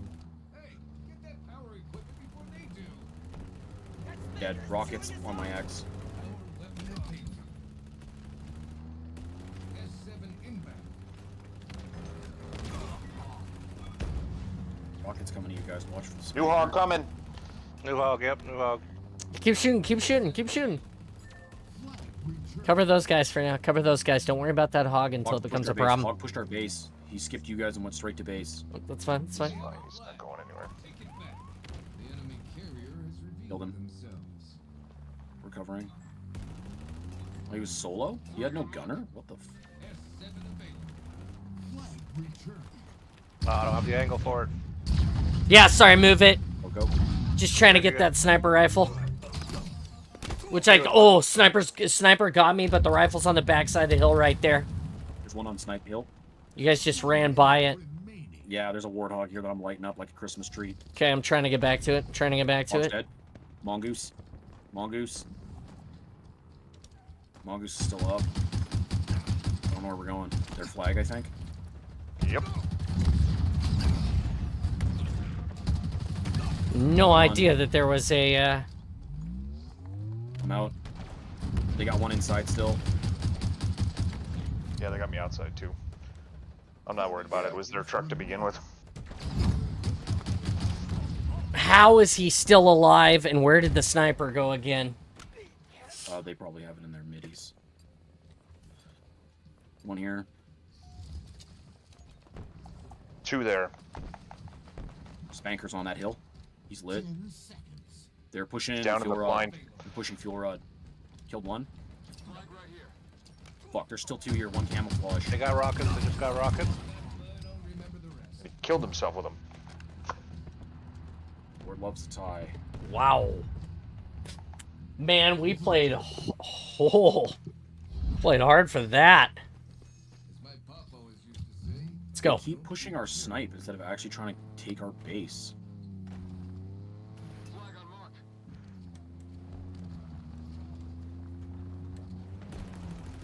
Somebody want that? Ammo shrouded? Who shrouded the camouflage? Was that Oh us? shit! Oh shit! Shit! Shit! That was me. Oh, it was? God damn it! God damn it! Grab that. Sorry, grab that Kevin. camo. Grab. They're chipping from across the map somewhere with snipe. I don't know where. Sniper's on the far right hill. He's on their far right hill up top. I'm I'm dead. so I'm dead. sorry. That was so terrible. One's on their AC on the driving? right hand side. Yeah, I'm driving again. You want to get in or not? There's snipers on the move. There's snipers on the move going towards rockets. 2 on the right side of in our base. Lost a snipe on my axe. I'm gonna try to recover. Our forces have seized the enemy flag. Fuck, there's one right on my axe. motherfucker, drive. There's one on my axe at the top of the hill, right outside of base. Drive. That's him there. Flatten him. Also, our fuel rod spanker. They're on our fuel rod Oh, spanker. that was bad, bro. Go, I just killed that guy on the fuel rod This spanker. guy doesn't know how to drive for shit. One pushing through mid here. What? Yeah. Flag down me. Fuel rod's over there. I thought the fuel rod guy was dead. Where's that? Oh, that's theirs. You have to Motherfucker. get the flag we back. had- Go weak in our base. They know where you are. Flag retrieved. Now back to our Down. base. How did we not score that? Oh my god. Because the driver was an idiot. There are eyes on you, Spartan. That was... We Oh. had that. We had that. Yeah, we did. Minute remaining. We almost had it a second time there. Guy on our sniper hill left side. Spanker available. Power weapon Fucking neither on my axe weak. He's one shot. Jimmy. I'm not getting in the truck with you. East ramp, 2. I've watched you drive out there and get 3 different people killed. Power weapon available. 2 on me, left side of our base. Snipe still. 30 seconds remaining. No offense, John. We have our flag. Take it. I'm gonna take it, Jimmy. The enemy carrier has That guy's dead. revealed themselves. That guy's dead. That's fine. Base is clear. One snipe still.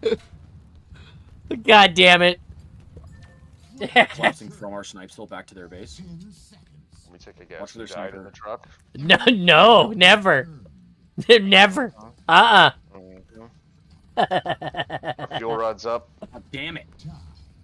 Die. You know what? Snipe hill again. That was a really great clippable moment, though. It really was. So you said, I ain't getting in here with you. And then I proceeded to go run over, like, 2 dudes.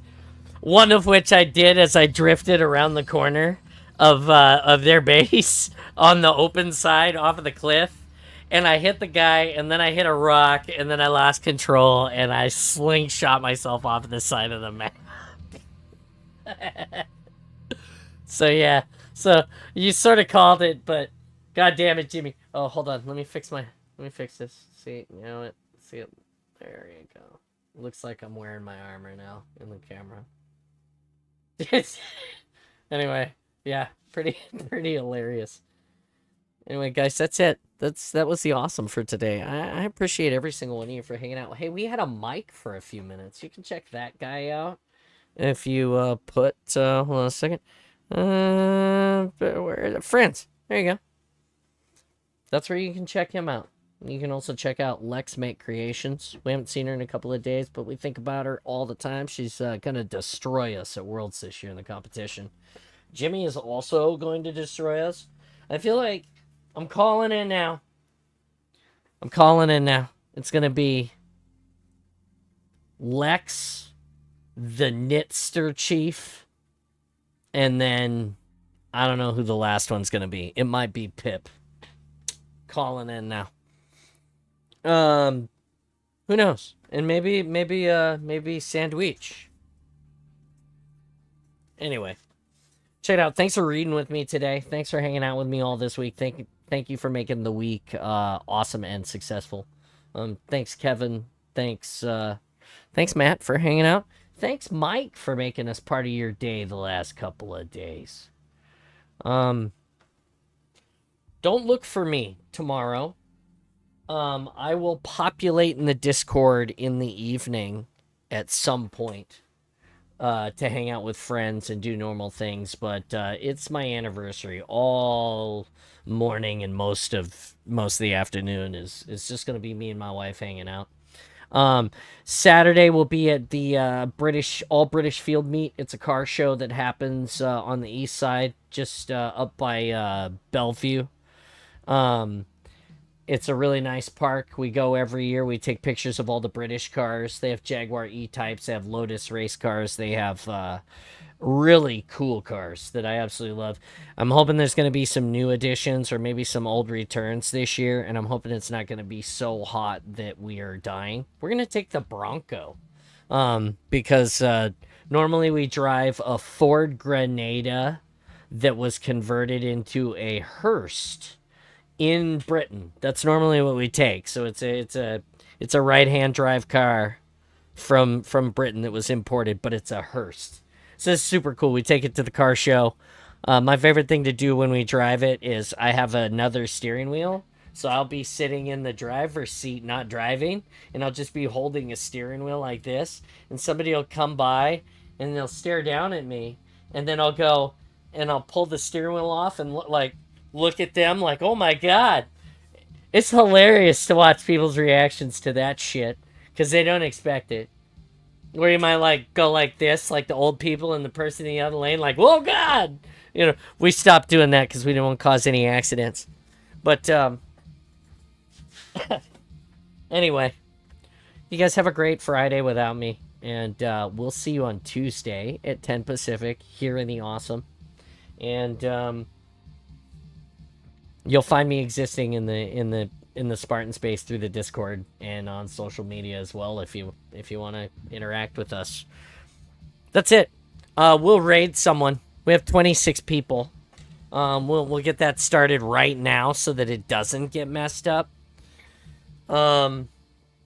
Because we tried to raid Mike last time and it errored, and I don't want that to happen. Mike, I want to raid you again sometime soon.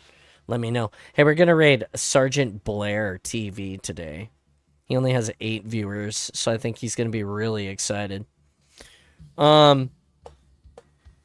Anyway, that's it, guys. Thank you so much for being part of it. Have a great weekend. I'm awesome. You're awesome. Be awesome. Stay awesome always.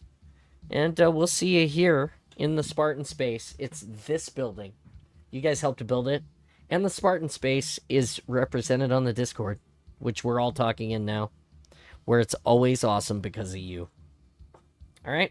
Have a great weekend. Here's the heart. Jimmy, it's your turn, buddy. Kevin makes his own porn. Just to remind you that. He said it, not me.